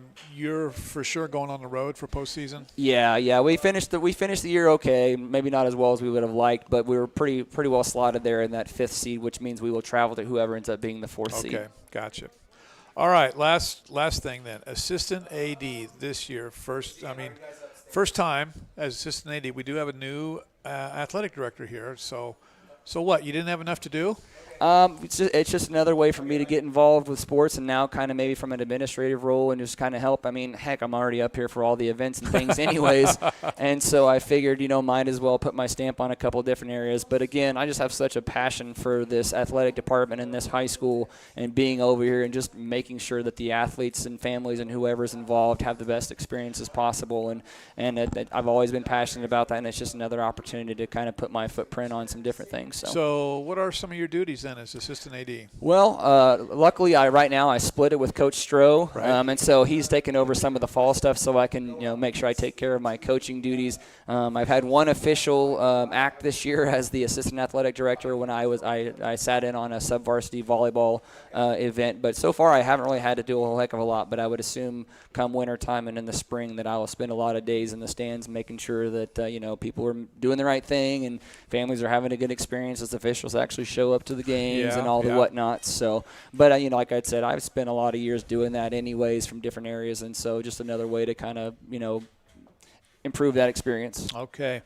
Well, fantastic. I don't know if anybody tells you thank you for all that you're doing, but I'm going to say thank you for everything. That I'm looking at, these notes that I scribbled down here, and I'm just thinking, holy cow, this guy's busy. He's doing a lot for Free State High School. Well, I like to think that I do, but again, it's not about me. It's about the athletes and families, and it's about them having quality experiences that hopefully one day they'll look back on and be able to say that I had, that I played even if it's the smallest part in their time here. So.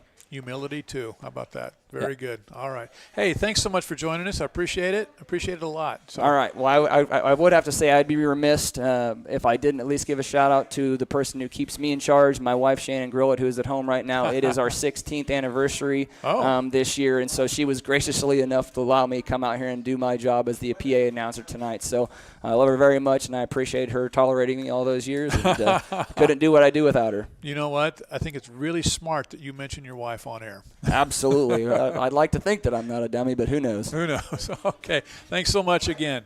All right, folks, that is Joel Grillett, a man of many hats here at Free State High School. We're going to take a break here, and again, our score, we're all knotted up at halftime. Free State 14, Olathe North 14. We'll be right back.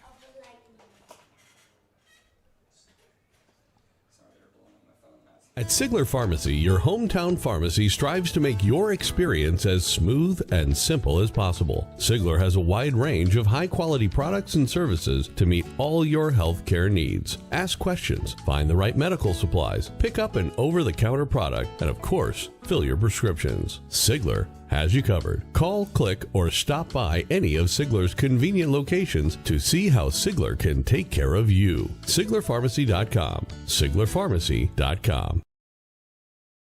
In the heart of Lawrence, Kansas, off 6th and Castle, there's a place that's more than just a wash and lube. It's where Don Greenfield, local business owner, proud father, and husband to a longtime teacher, has been serving our community since 2005. Westridge Auto Wash and Lube is a proud supporter of high school sports in Lawrence, locally owned and operated by trained technicians, fast, reliable, trusted, because here you're not just a customer, you're family. Visit Westridge Auto Wash and Lube right off 6th and Castle in Lawrence, where Lawrence comes to shine.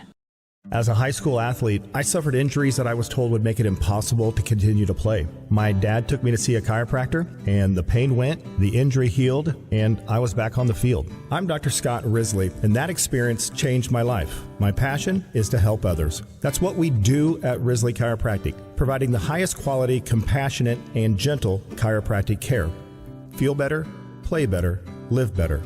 Risley Chiropractic, 785-856-6030. At Sigler Pharmacy, your hometown pharmacy strives to make your experience as smooth and simple as possible. Sigler has a wide range of high-quality products and services to meet all your healthcare needs. Ask questions, find the right medical supplies, pick up an over-the-counter product, and of course, fill your prescriptions. Sigler has you covered. Call, click, or stop by any of Sigler's convenient locations to see how Sigler can take care of you. SiglerPharmacy.com. SiglerPharmacy.com. You know, nowadays it seems like nothing is built to last. Like phones, appliances, cars, computers. But the new Michelin Defender 2-tire is designed to outlast. With a quiet and comfortable ride, you'll have the confidence you need on the roads, whether they're wet or dry. So goodbye to short-lived and hello to something that lasts. D&D Tire, 10th in Vermont in downtown Lawrence. dndtires.net. At Lawrence's Prairie Moon Waldorf School, discover the true value of education. Our unique approach nurtures the head, heart, and hands, fostering creativity, critical thinking, and practical skills. By understanding the developmental phases of childhood, we offer a comprehensive curriculum that includes music, dance, theater, and more. These experiences help students develop intellectually, emotionally, and physically, preparing them to confidently pursue their paths. Enroll at the Prairie Moon Waldorf School in Lawrence and invest in a holistic education for your child's future. As a high school athlete, I suffered injuries that I was told would make it impossible to continue to play. My dad took me to see a chiropractor, and the pain went, the injury healed, and I was back on the field. I'm Dr. Scott Risley, and that experience changed my life. My passion is to help others. That's what we do at Risley Chiropractic, providing the highest quality, compassionate, and gentle chiropractic care. Feel better, play better, live better. Risley Chiropractic, 785-856-6030. You know, nowadays it seems like nothing is built to last. Like phones, appliances, cars, computers. But the new Michelin Defender 2-tire is designed to outlast. With a quiet and comfortable ride, you'll have the confidence you need on the roads, whether they're wet or dry. So goodbye to short-lived and hello to something that lasts. D&D Tire, 10th in Vermont in downtown Lawrence. dndtires.net. Hey, this is Rick. Johnny's Tavern, Lawrence's original sports bar, is proud to support amateur athletics. The culture, sportsmanship, teamwork, leadership, commitment, and life skills it helps develop are a big part of the benefits for all participants. Fans, players, referees, administrators all work together to accomplish goals. Johnny's is proud to be involved. If you're looking for another amateur sport, check out the Kansas University Rugby Club for a schedule. Friday nights in Lawrence mean one thing, game time. And when it comes to keeping your ride game day ready, there's only one name you trust, Westridge Auto Wash and Lube, right off of 6th and Castle. Locally owned by Don Greenfield, a proud supporter of high school sports in Lawrence since 2005. Fast, reliable, trained technicians, and a heart that beats for this town. Don's wife teaches in the district. His kids graduated here. This isn't just a business, it's community. So before you hit the road to cheer on your home team, swing by Westridge Auto Wash and Lube, where Lawrence rolls clean and proud.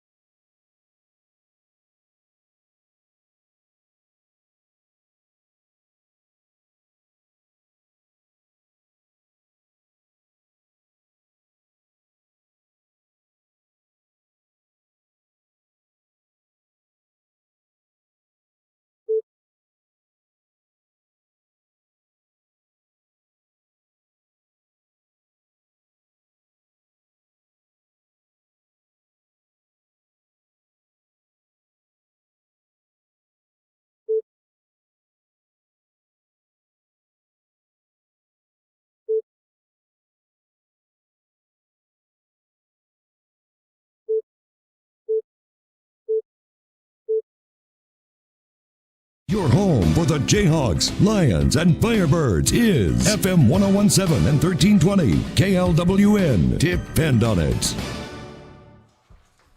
All right, welcome back to Free State High School. I'm Nick Springer alongside Craig Hershiser. After a bit of a weather delay, we have returned, and we are expecting to resume football in about 10 minutes or so. I think the teams are about ready to get back onto the field. They've just started to let fans back into the stadium here after a brief lightning delay here at Free State High School. A small storm rolled through, and there's some more potentially in the area. We're going to try to hopefully squeeze in the rest of this game coming up here tonight. We got about 10 minutes before hopefully we expect to resume action. I already can see fans returning to the stadium, so that's a positive sign.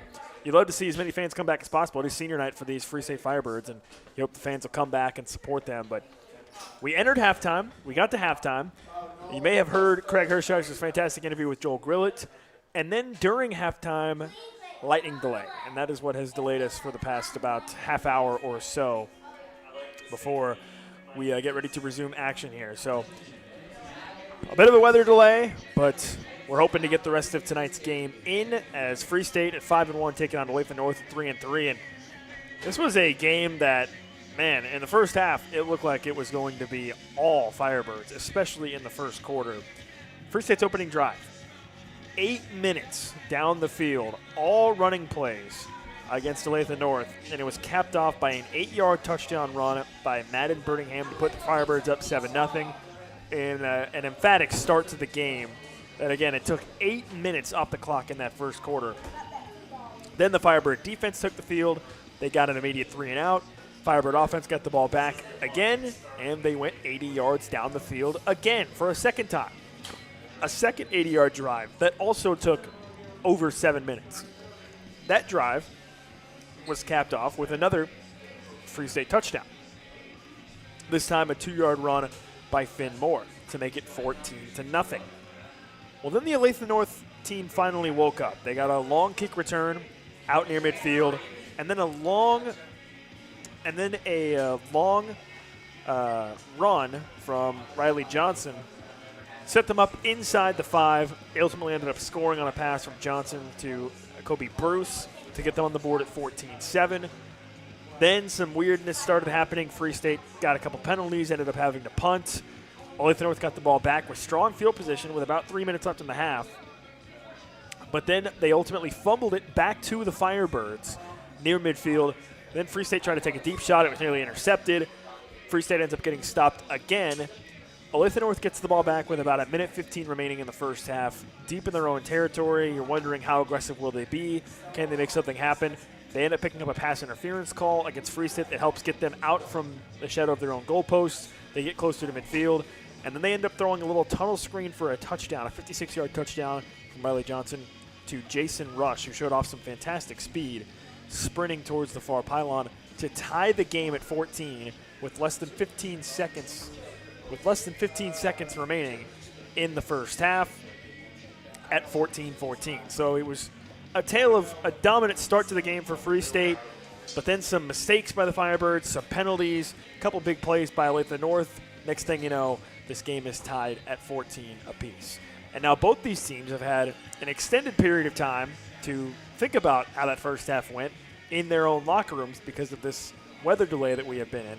By the way, both teams have returned to the field and are warming up. We're expecting to resume football with the second half here at 9 p.m., so in about 8 minutes. I'm looking at the stadium clock right now. It shows 8.5 minutes of warm-up time remaining for these two teams before we'll get the second half started as fans are coming back into the stadium. Great to see these fantastic Firebird fans coming back into the stadium. So 9 p.m. is what we're expecting to resume tonight's game. So if you are sitting in your car in the parking lot or maybe left and got yourself a snack or something, come back. We're going to resume game. We're going to resume the game here on senior night for Free State in a tie game, 14-14, between the Firebirds and the Olathe North Eagles. So, as I said, both teams an extended period of time to sit in their locker rooms and think about how the first half went. You know, for Free State, an extended period of time to hit the reset button a little bit after what looked like it was going to be a runaway for the Firebirds early in the game. But those long, methodical drives, and then Olathe North responded back with a couple of quick drives for touchdowns, and that's ended up with a 14-14 game. So Olathe North, by the way, will be receiving the second half kickoff to start this second half. So the Eagles with the momentum at the end of the half with the long touchdown to tie the game, and they'll be getting the ball first. But I will say, after a weather delay like this, I have to think that almost kind of resets the momentum of both teams a little bit. So maybe that how the first half ended is less consequential now in terms of carrying that forward through the rest of the game because of the fact that we've had this extended weather delay in which neither team was on the field. During that weather delay, by the way, there was some brief periods of some pretty heavy rain. It does not appear as though it is raining at the moment, so that's a good sign. There is the potential for a little bit more weather headed this direction over the course of the remainder of the evening. Hopefully it stays away long enough for this game to finish in its entirety here tonight at Free State High School. And both these teams can wrap up this game and get inside, because it does sound like there may be some more weather on the way, hoping that we can just get through this game and before any more delays potentially happen. So both teams warming up as we are just about 5 minutes away from resuming action here in the second half. Once again, fans highly encouraged to return to the stadium. So if you are in your car or if you left the stadium during the delay, highly encourage you to come back and rejoin for the second half of football, because it's turned into a very competitive game, and these Firebirds will need all the support that they can get from this home crowd. So if you left the game, I would say come back, because you could be treated to a fun second half of a game that's tied at 14 apiece. Second half action is coming up shortly here. We'll take one more quick break here, and then when we come back, we'll be ready for the start of the second half between Free State and Olathe North. You're listening to Free State Football on KLWN. Crown Toyota. See what sets us apart from the rest. Low APR. Get into a 2025 Toyota Tundra for 1.75% APR for up to 72 months. Does not include $5.99 admin fee on approved credit. See dealer for details. Offer ends 11/3/25. Experience the Crown difference. Supporting Lawrence Athletics. CrownToyotaofLawrence.com. At Lawrence's Prairie Moon Waldorf School, discover the true value of education. Our unique approach nurtures the head, heart, and hands, fostering creativity, critical thinking, and practical skills. By understanding the developmental phases of childhood, we offer a comprehensive curriculum that includes music, dance, theater, and more. These experiences help students develop intellectually, emotionally, and physically, preparing them to confidently pursue their paths. Enroll at the Prairie Moon Waldorf School in Lawrence and invest in a holistic education for your child's future. Brian Haney here with my good buddy Matt Llewellyn of the 23rd Street Brewery. KU football is back, and specifically back in Lawrence. That's got to be great for you, Matt. It is so awesome, Brian. I'm so excited that they're back in Lawrence this year, and we've got all kinds of great things coming at the brewery. We've got brunch now, and we're going to open early for all the games, 9 o'clock every Saturday and Sunday. 23rd Street Brewery is open. We've got brunch, but then we've got our regular items too, so come join us at 23rd Street Brewery. Always a fan favorite, the 23rd Street Brewery, Clinton Parkway and Cassold in Lawrence. 30 years ago, I worked for my dad detailing Peterbilts. I'm Aaron Rao. That's where it all started. I learned about being honest and treating people right. These are the values we continue at Bobside Auto. After 25 years of matching people to their next car or truck, I know the best business is built on trust.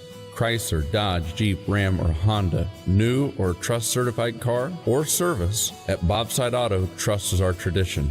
2851 South Iowa or online at bobsitecdjr.com.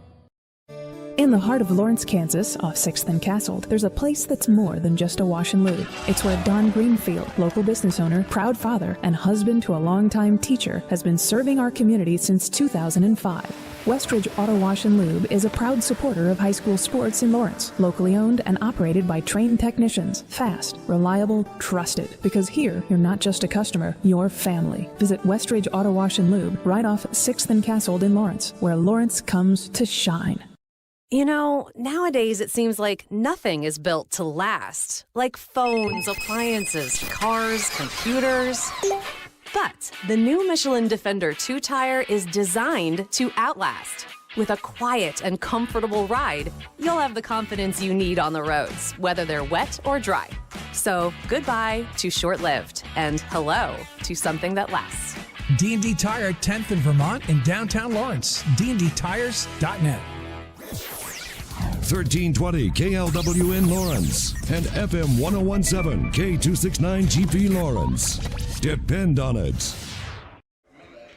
Back here at Free State High School, I'm Nick Springer alongside Craig Hershiser. And after a weather delay, we're back. We're back with more football coming up here shortly at halftime. The second half action about to get underway. 14-14 is the score. Free State and Olathe North deadlocked. After a dominant start to the game by the Firebirds, they jumped out to a 14-0 lead. Olathe North then responded with 14 points of their own to tie this game at 14, heading into the halftime locker room. Then, little did we know, there would be a bit of a weather delay. And that's why we've had an extended halftime before these two teams have retaken the field. They've been warming up for about the past 8 or 9 minutes. And we are close to resuming the action here for this second half between Free State and Olathe North. And Craig, one thing that I kind of mentioned is looking outside, you can see the rain is pouring down once again. Wow, it just started again. Yep, as long as there's no lightning, we are in the clear. Yeah, I was about to say, Craig, our resident meteorologist, Craig, you were just outside. Yep. What did you see? Did you see any rain? No, it was just a very, very faint drizzle, but now I'm glad I got back inside when I did. Yeah, we can see now from inside the press box that it's wet out there. Pretty heavy rain falling at the moment as these two teams get ready to resume the third quarter. But again, as long as there's no lightning, we're in the clear. We are good. So that is what we hope for the rest of this game. Craig, what I was going to ask you was, and I kind of mentioned this in a previous segment before you came back, you think about the fact that Olathe North finished the half with so much momentum, right? Down 14-0. They come back to make it 14-14. At that time, they knew they were getting the ball to start the second half. But does the fact now that we had this weather delay sort of reset that momentum, or do you still think that Olathe North feels like they have the momentum coming out of this halftime break? Well, sometimes the worst thing for a team is halftime. Yeah. And Olathe North really had all the momentum those last several minutes of the first half, and really just the last several minutes of the first half. I'm sure they would have preferred to keep playing, but now, halftime rolls around, then it's an extended delay because of the weather. But at the same time, so I think that probably hurts Olathe North a little bit. We'll see. I could be completely wrong about that, but at the same time, Free State had something to contend with too. I mean, they had everything going their way. Yeah. They were just dominant for about the first quarter and really the first quarter and a half. And then it just went. You just slipped away from them so quickly. So you think, okay, let's get to halftime. Let's go back. Let's regroup. Oh, now we've got a lightning delay, and they got to deal with that. So it's kind of a toss-up, I think, about which team this extended halftime and the weather delay affects the most. But I would think, just kind of going back to my first thoughts, sometimes the worst thing that can happen for a team is halftime. So I'm going to stick with that and say that it hurts Olathe North. Now the upside is they get the ball first, so that certainly works in their favor. Yep, Olathe North will be starting this second half with the football. 12 minutes on the clock here in the third quarter. The rain steadily coming down as far as we can see from up here in the press box, but no lightning. Both teams on the field and both teams ready to play as we get ready to start this third quarter. Free State in their home uniforms, the green jerseys with gray pants and kind of that iridescent silver lettering and numbering on the jerseys with white helmets. And Olathe North in all white uniforms, white jerseys with white pants, orange lettering, orange numbering on the jerseys, white helmets with the blue stripe on them. And as you mentioned, Craig, Olathe North will be starting this second half with the football. It was 14 unanswered by Free State, and then a big answer from Olathe North with 14 of their own. Yep. We're deadlocked at 14 apiece, and it's Micah Jones for the Firebirds who will be kicking this ball off. So it looks like the rain has let up a little bit, as far as I can tell. That's kind of how it's been going, really, since we entered the weather delay. It seems like there's pockets of some really heavier precipitation, and then it kind of lightens up. So it looks like it has lightened up a little bit as Free State will get ready to kick this ball off from right to left. This is actually Romero who is going to kick this ball off for the Firebirds. from right to left, and he squibs it. It skips high off the turf, but scooped up by Olathe North at the 35, out across the 40, and finally tackled and spun out of bounds near the 42-yard line. So he tried to squib it, Craig, but he kicked it right at the Olathe North up back, and he just picked it up and ran across the 40. Well, good handle there because that ball was hot. Yeah, and you have to assume it was a little bit wet as well, considering the weather conditions. So Olathe North will start at their own 42-yard line in a tie ball game, 14 apiece, moving from left to right.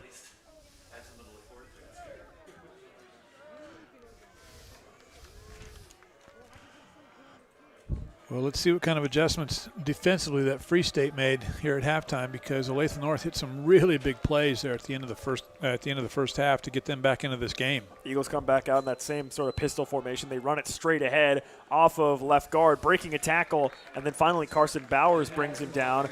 Blaze Adger was the runner for Olathe North, and Bowers was the one that engulfed him as he crossed the 45 at about the 48-yard line. So it's a 6-yard run. And, Craig, the funniest thing about how that first half unfolded is I don't really feel like we got a good sense of even what this Olathe North offense can do, because they had the ball so little, and the times that they did have it, it was really more about explosive plays. Yeah, so we'll see what their offensive philosophy is. It's a low snap. They sling it into the flat. It's caught by Edgar. He shakes off one tackler and gets knocked out of bounds across midfield into Firebird territory at the 44-yard line. That's enough for a first down. A nice little catch and run out of the flat by Edgar, and that moves the chains. You know,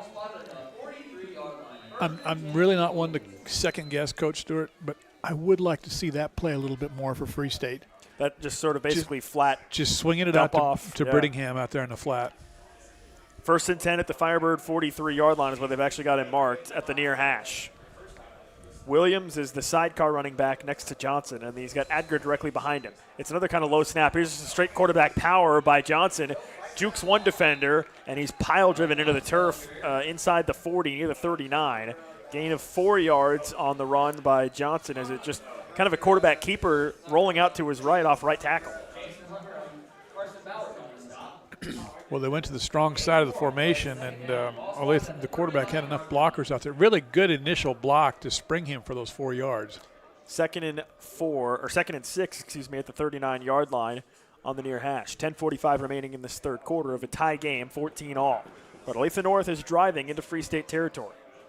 2 receivers. They got that same formation with their running back to the left. Johnson looking over the middle, throws. He's got a man wide open. It's caught at the 15, and it's a touchdown. It's Jason Rush again.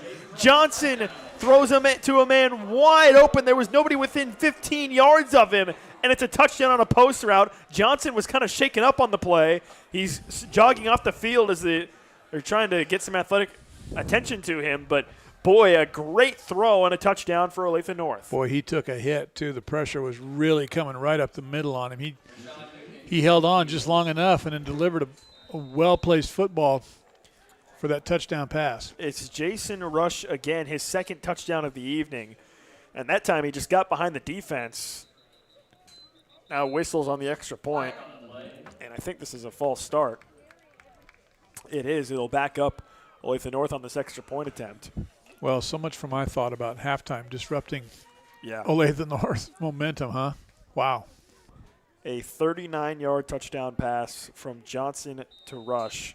By the way, that's now 3 touchdown passes tonight for Riley Johnson, the quarterback for Olathe North. Here's an extended extra point now after the false start for the Eagles, and the kick is good. 21-14, Olathe North leads. That's now 21 consecutive points for the Eagles over the Firebirds. And Free State is reeling a bit. A bit. And the offense will need to respond.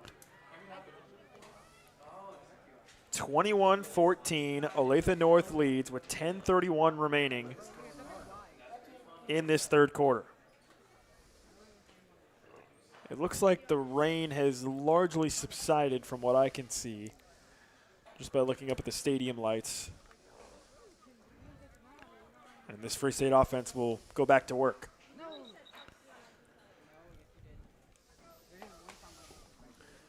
Olathe North will kick this ball off from left to right. Elijah Beckham and Nez Lattimore Douglas are back deep for Free State. Well, forgive me for stating the obvious, but Free State really needs to get back to what they were doing so well on their first 2 possessions. Yep, which was methodical ball control, but most importantly, Craig, probably the biggest factor in that was not making mistakes. Yeah, no penalties. No penalties. This is Newton to kick the ball away for Olathe North, and he squibs it towards the near sideline. It's fielded at about the 33-yard line, and then just falling down after fielding it. Nice little smart play there by Free State. That was Logan Kimball, who fielded it as the up back for Free State. And the Firebirds will start their first drive of the second half at their own 35-yard line. But I think that this is a statement possession for Free State. You know, I mean, Olathe North has hit them with big plays the last 3 times that North has had the football. And I think the Firebird offense really needs to make a statement, march this ball down the field, just like they were doing the first half, chunk plays, get it in the end zone, tie this game up. 10:29 remaining in this third quarter. Free State trails 21-14 as they start at their own 35-yard line. Moving from right to left, they start with a quarterback power. Finn Moore keeps it running off left guard and gets maybe 3 yards across the 35 to about the 37. Second down.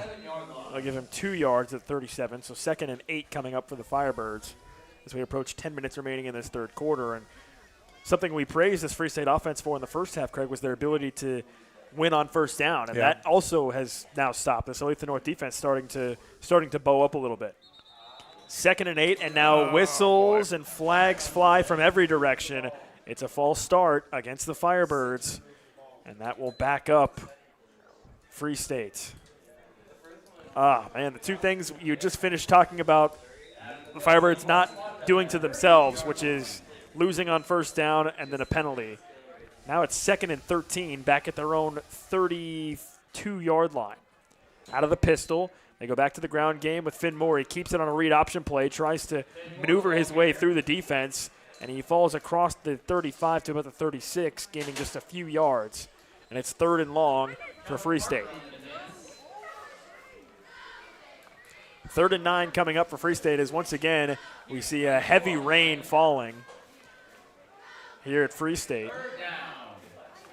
On and off, it's just been kind of just really pouring rain and then lightening up and then pouring rain again. But here we are in a heavy downfall on 3rd and 9. Finmore looking to throw, under pressure, fires it across the middle. It's caught in the middle of the field for a first down. Garrison Otis with the catch at the 47-yard line.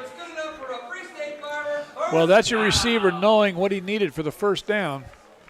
You know, he went about 2 yards beyond the yard marker, set himself up in the soft spot of that secondary. Boy, it is raining now. Yeah, heavy, big raindrops are falling.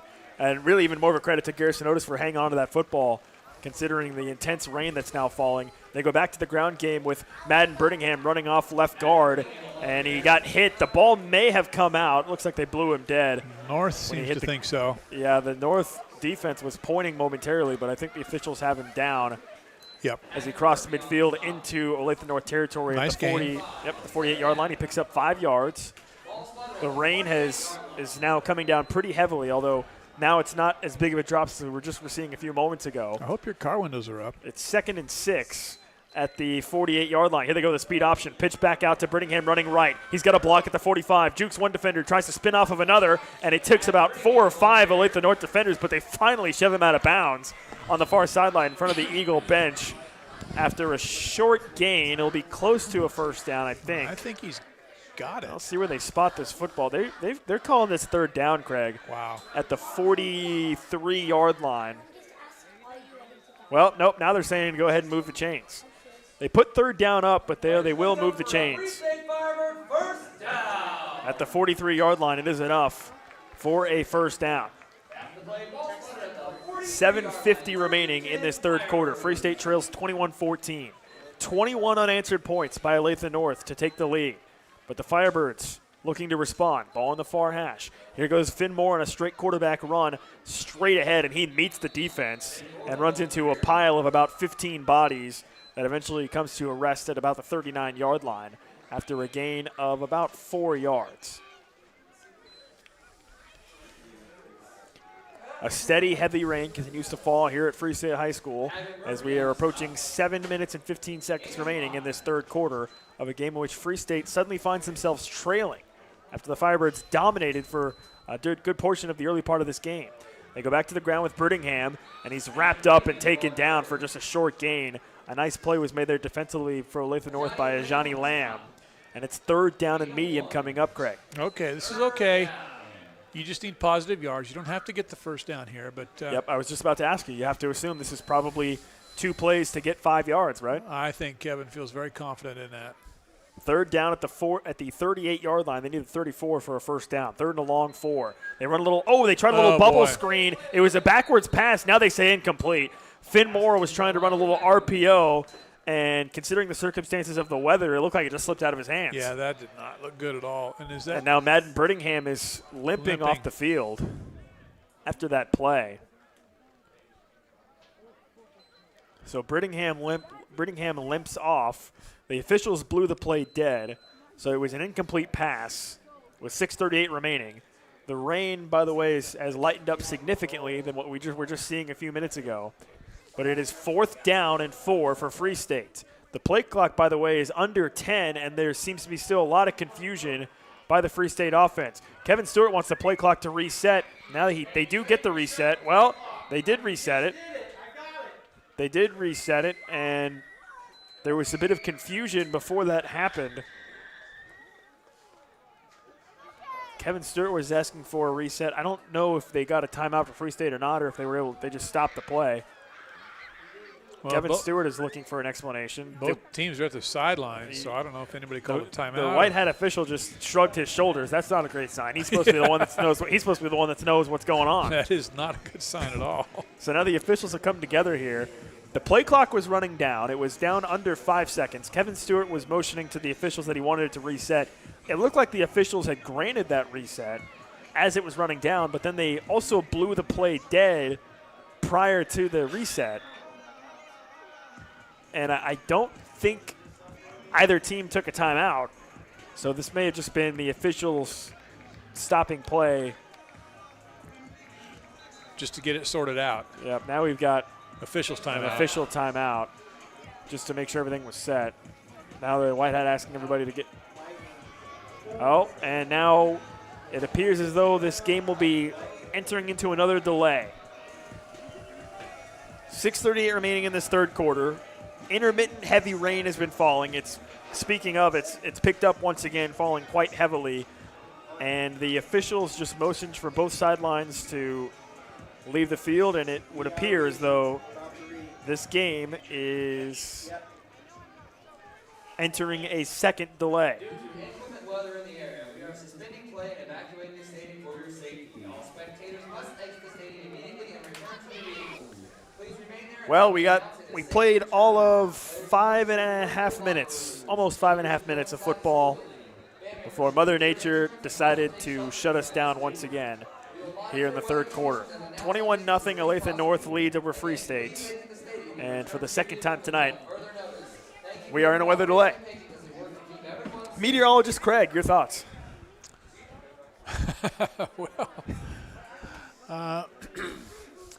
Not much to say about this, I guess. I really don't like this expression, but it is what it is. Yeah, it is a bit unfortunate. I mentioned after the end of the first delay that there was the possibility for more weather in the area, and that is seemingly what has happened. Again, the rain continues to just sort of intermittently fall heavily and then lighten up a little bit, but the rain is not the issue. The rain has no bearing on why we're in a delay. It has to do with the fact that there is lightning in the near vicinity. And the policy is you have to have 30 consecutive minutes of no lightning strikes within the area to resume the game. So that means at minimum this game will not be resuming until about 9:47 probably p.m.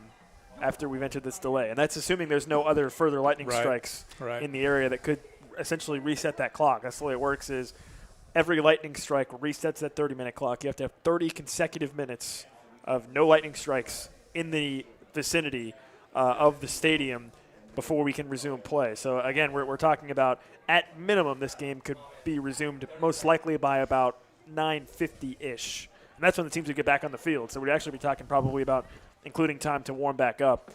They could extend that even further. So another weather delay here at Free State High School. It's 21-14 Olathe North leads over Lawrence Free State. The Firebirds were on the move, looking to tie the game once again before play was suspended for the second time tonight, as we see the spectators exiting the field and heading back to their cars. And, the worst part about all this, Craig, is it's senior night for Free State, right? So you'd love to have all these seniors have the crowd and the stadium here to support them in their final game at home, but unfortunately these weather delays interrupting that. Well, I wouldn't say that the fans are in a big hurry to exit. Well, there's a steady progression towards the gate. So steady progression is a way to describe it. Good for them. Really puts I think a burden on the game officials and would you say and the Free State administration. Would you say it puts a damper on the mood? Wow, you did you know that the pun is the lowest form of humor? Really? Yes, it is. You're just making that up. I am not. Who? Okay. Mark Who Twain. declares that? Mark Twain. No, but I don't think you have the right to just unilaterally declare that that's the lowest form of humor. I'm just going with what I've read. I'm just telling you. Who has the right to say that? who can determine that that's the lowest form of humor? I thought it was great. So you can take your opinion and shove it. That's what I think. Wow. 21-14. 21-14. Free State trails against Olathe North here on senior night at Free State High School. We are now just starting our second weather delay of the evening. The first one was during halftime, which was convenient. This one happens with 6:38 remaining in the third quarter of a game in which Free State trails by 7. And again, just to reiterate, the policy for this weather delay is that you must have 30 consecutive minutes of no determined lightning strikes within the area of the stadium. So that means that considering this game, and there was another lightning strike that we just saw right there. So you can basically start your watch now. It's 9:21 p.m. So the absolute earliest that this game could potentially resume tonight would be around 9:55-ish probably when you get the players back on the field and get them warmed back up. So we're talking about an extended delay here at Free State High School of this game. So, yeah, a bit of a bummer. I mean, you hate it for the players too who, are playing the game. Then you have the extended delay at halftime. Then you come back out. You're re-energized. You're ready to go again. You get through 5 minutes of game time. Now you got to go wind down, get back in the locker room, and wait another 30 minutes at least before you can get back on the field. Your point's well taken because both teams have to readjust now. Yeah. They got to reset their minds. They got to adjust their time frame, adjust their emotions once again. Yeah. And that's asking a lot, I think, of both the teams. I mean, you could have several players who can do that, but to have the entire team, fully engaged when they come back out, that's a big challenge. Yeah, because you're right. You have to basically, take yourself out of game mode for this time period, and then, for essentially the third time tonight, you're going to try to get your kids again back into that mindset, back into that mode.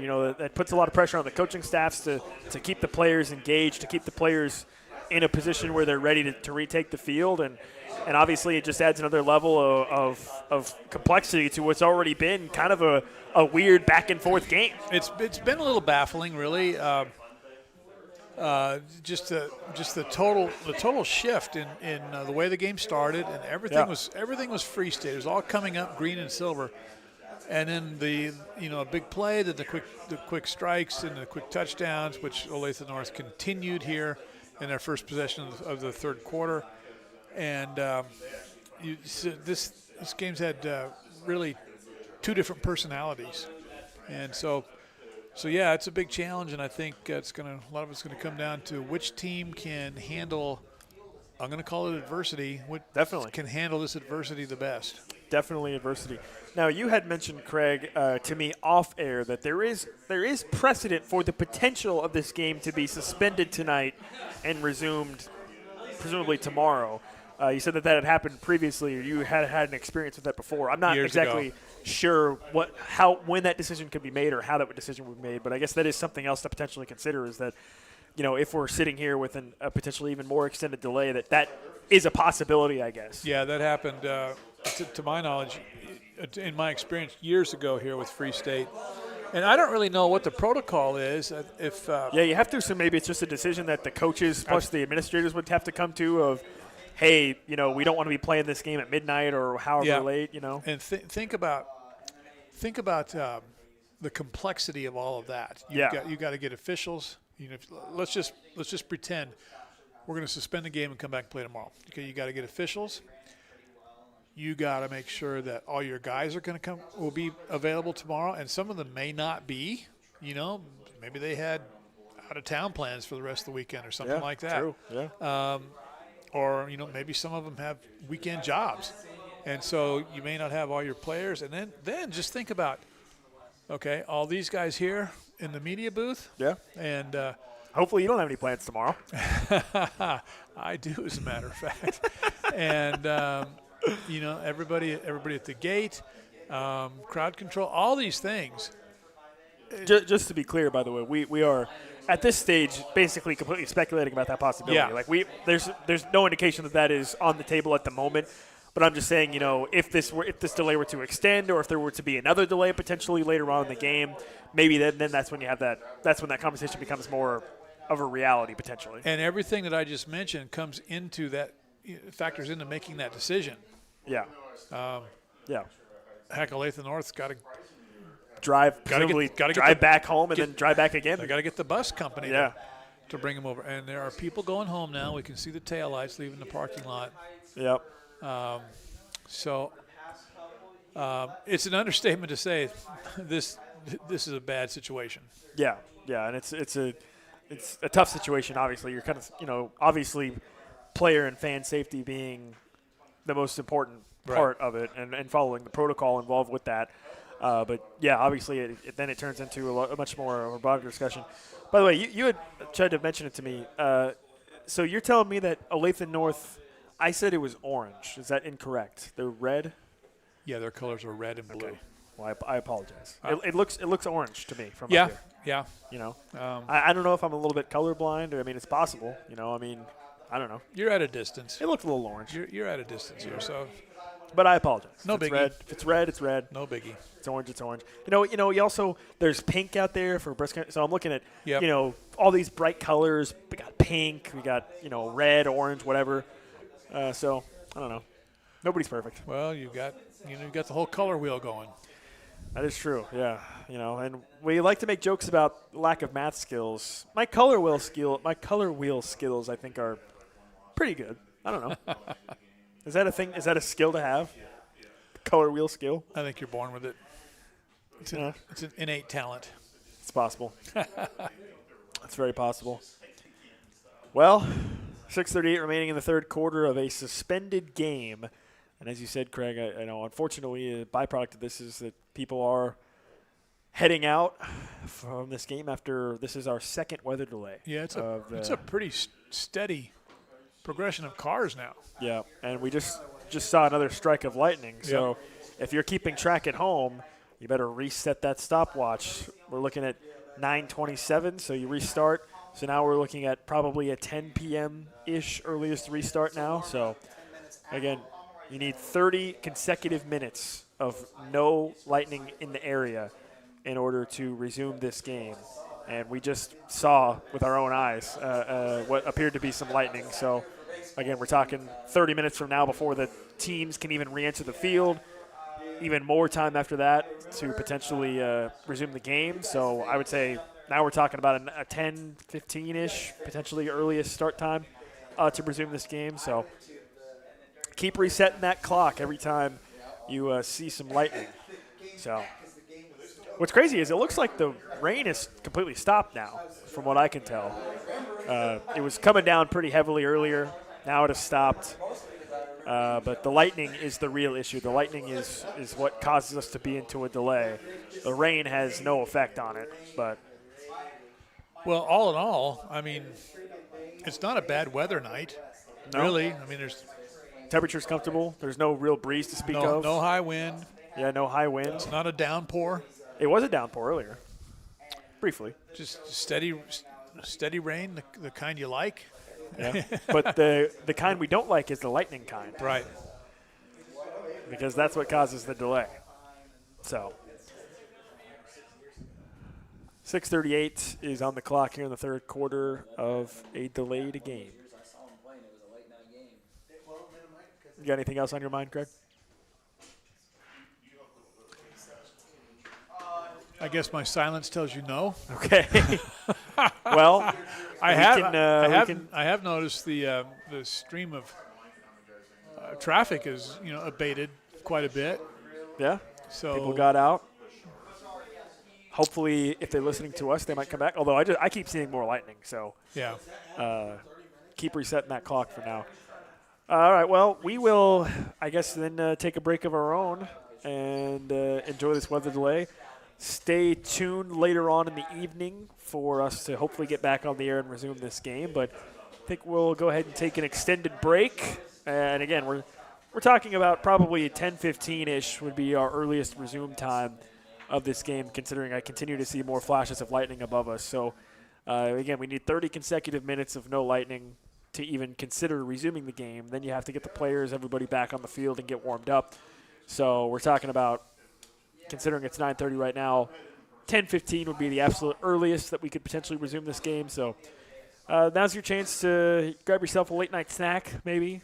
Yeah. Kick back in your chair. And there was a pretty big flash of lightning there. There's some more. Yeah, pretty big flash of lightning just happened above the stadium. So hope to get this game in and check back with us in a little bit. But I think we're going to take a break. We may switch to some other programming here on KLWN in the meantime, but we hope to be back with you later on tonight with the resumption of this game and hopefully conclusion of this game between Free State and Olathe North.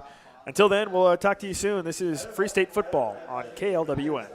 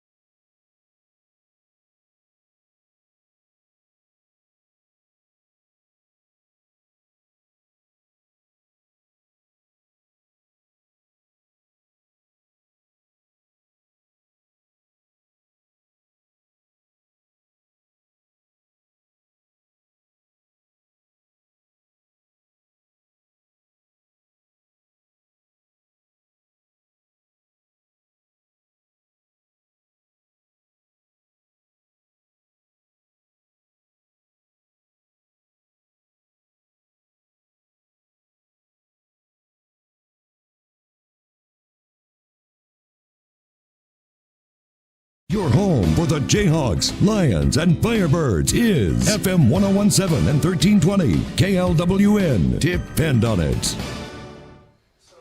Well, back here at Free State High School, and I'm Nick Springer alongside Craig Hershiser.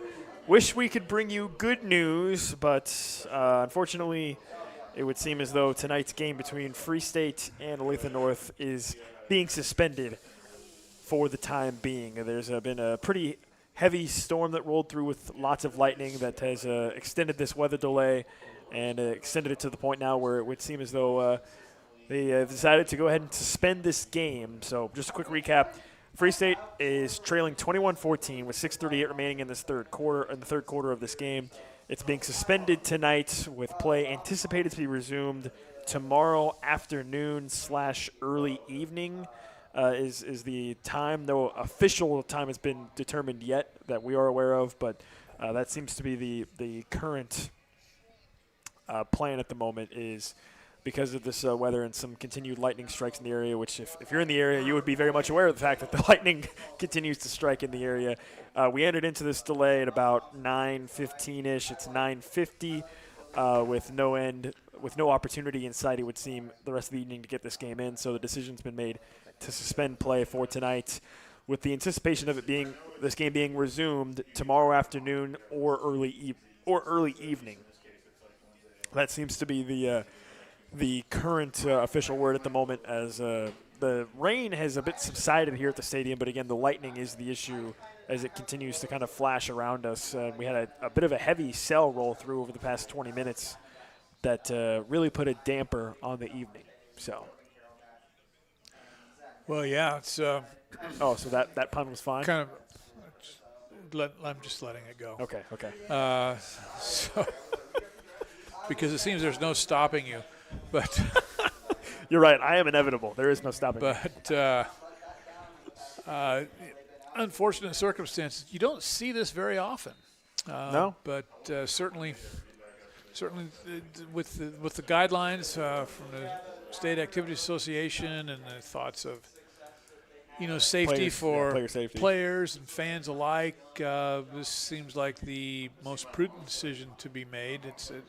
It's going to be a challenge to get everybody back together and staff this game tomorrow. Well, and like we've kind of been talking about, the other aspect of this is Olathe North has to get back home and then get ready to come back tomorrow as well. So, yeah, it's obviously a significant decision, but one that I think, as you said, seems to be prudent given the circumstances.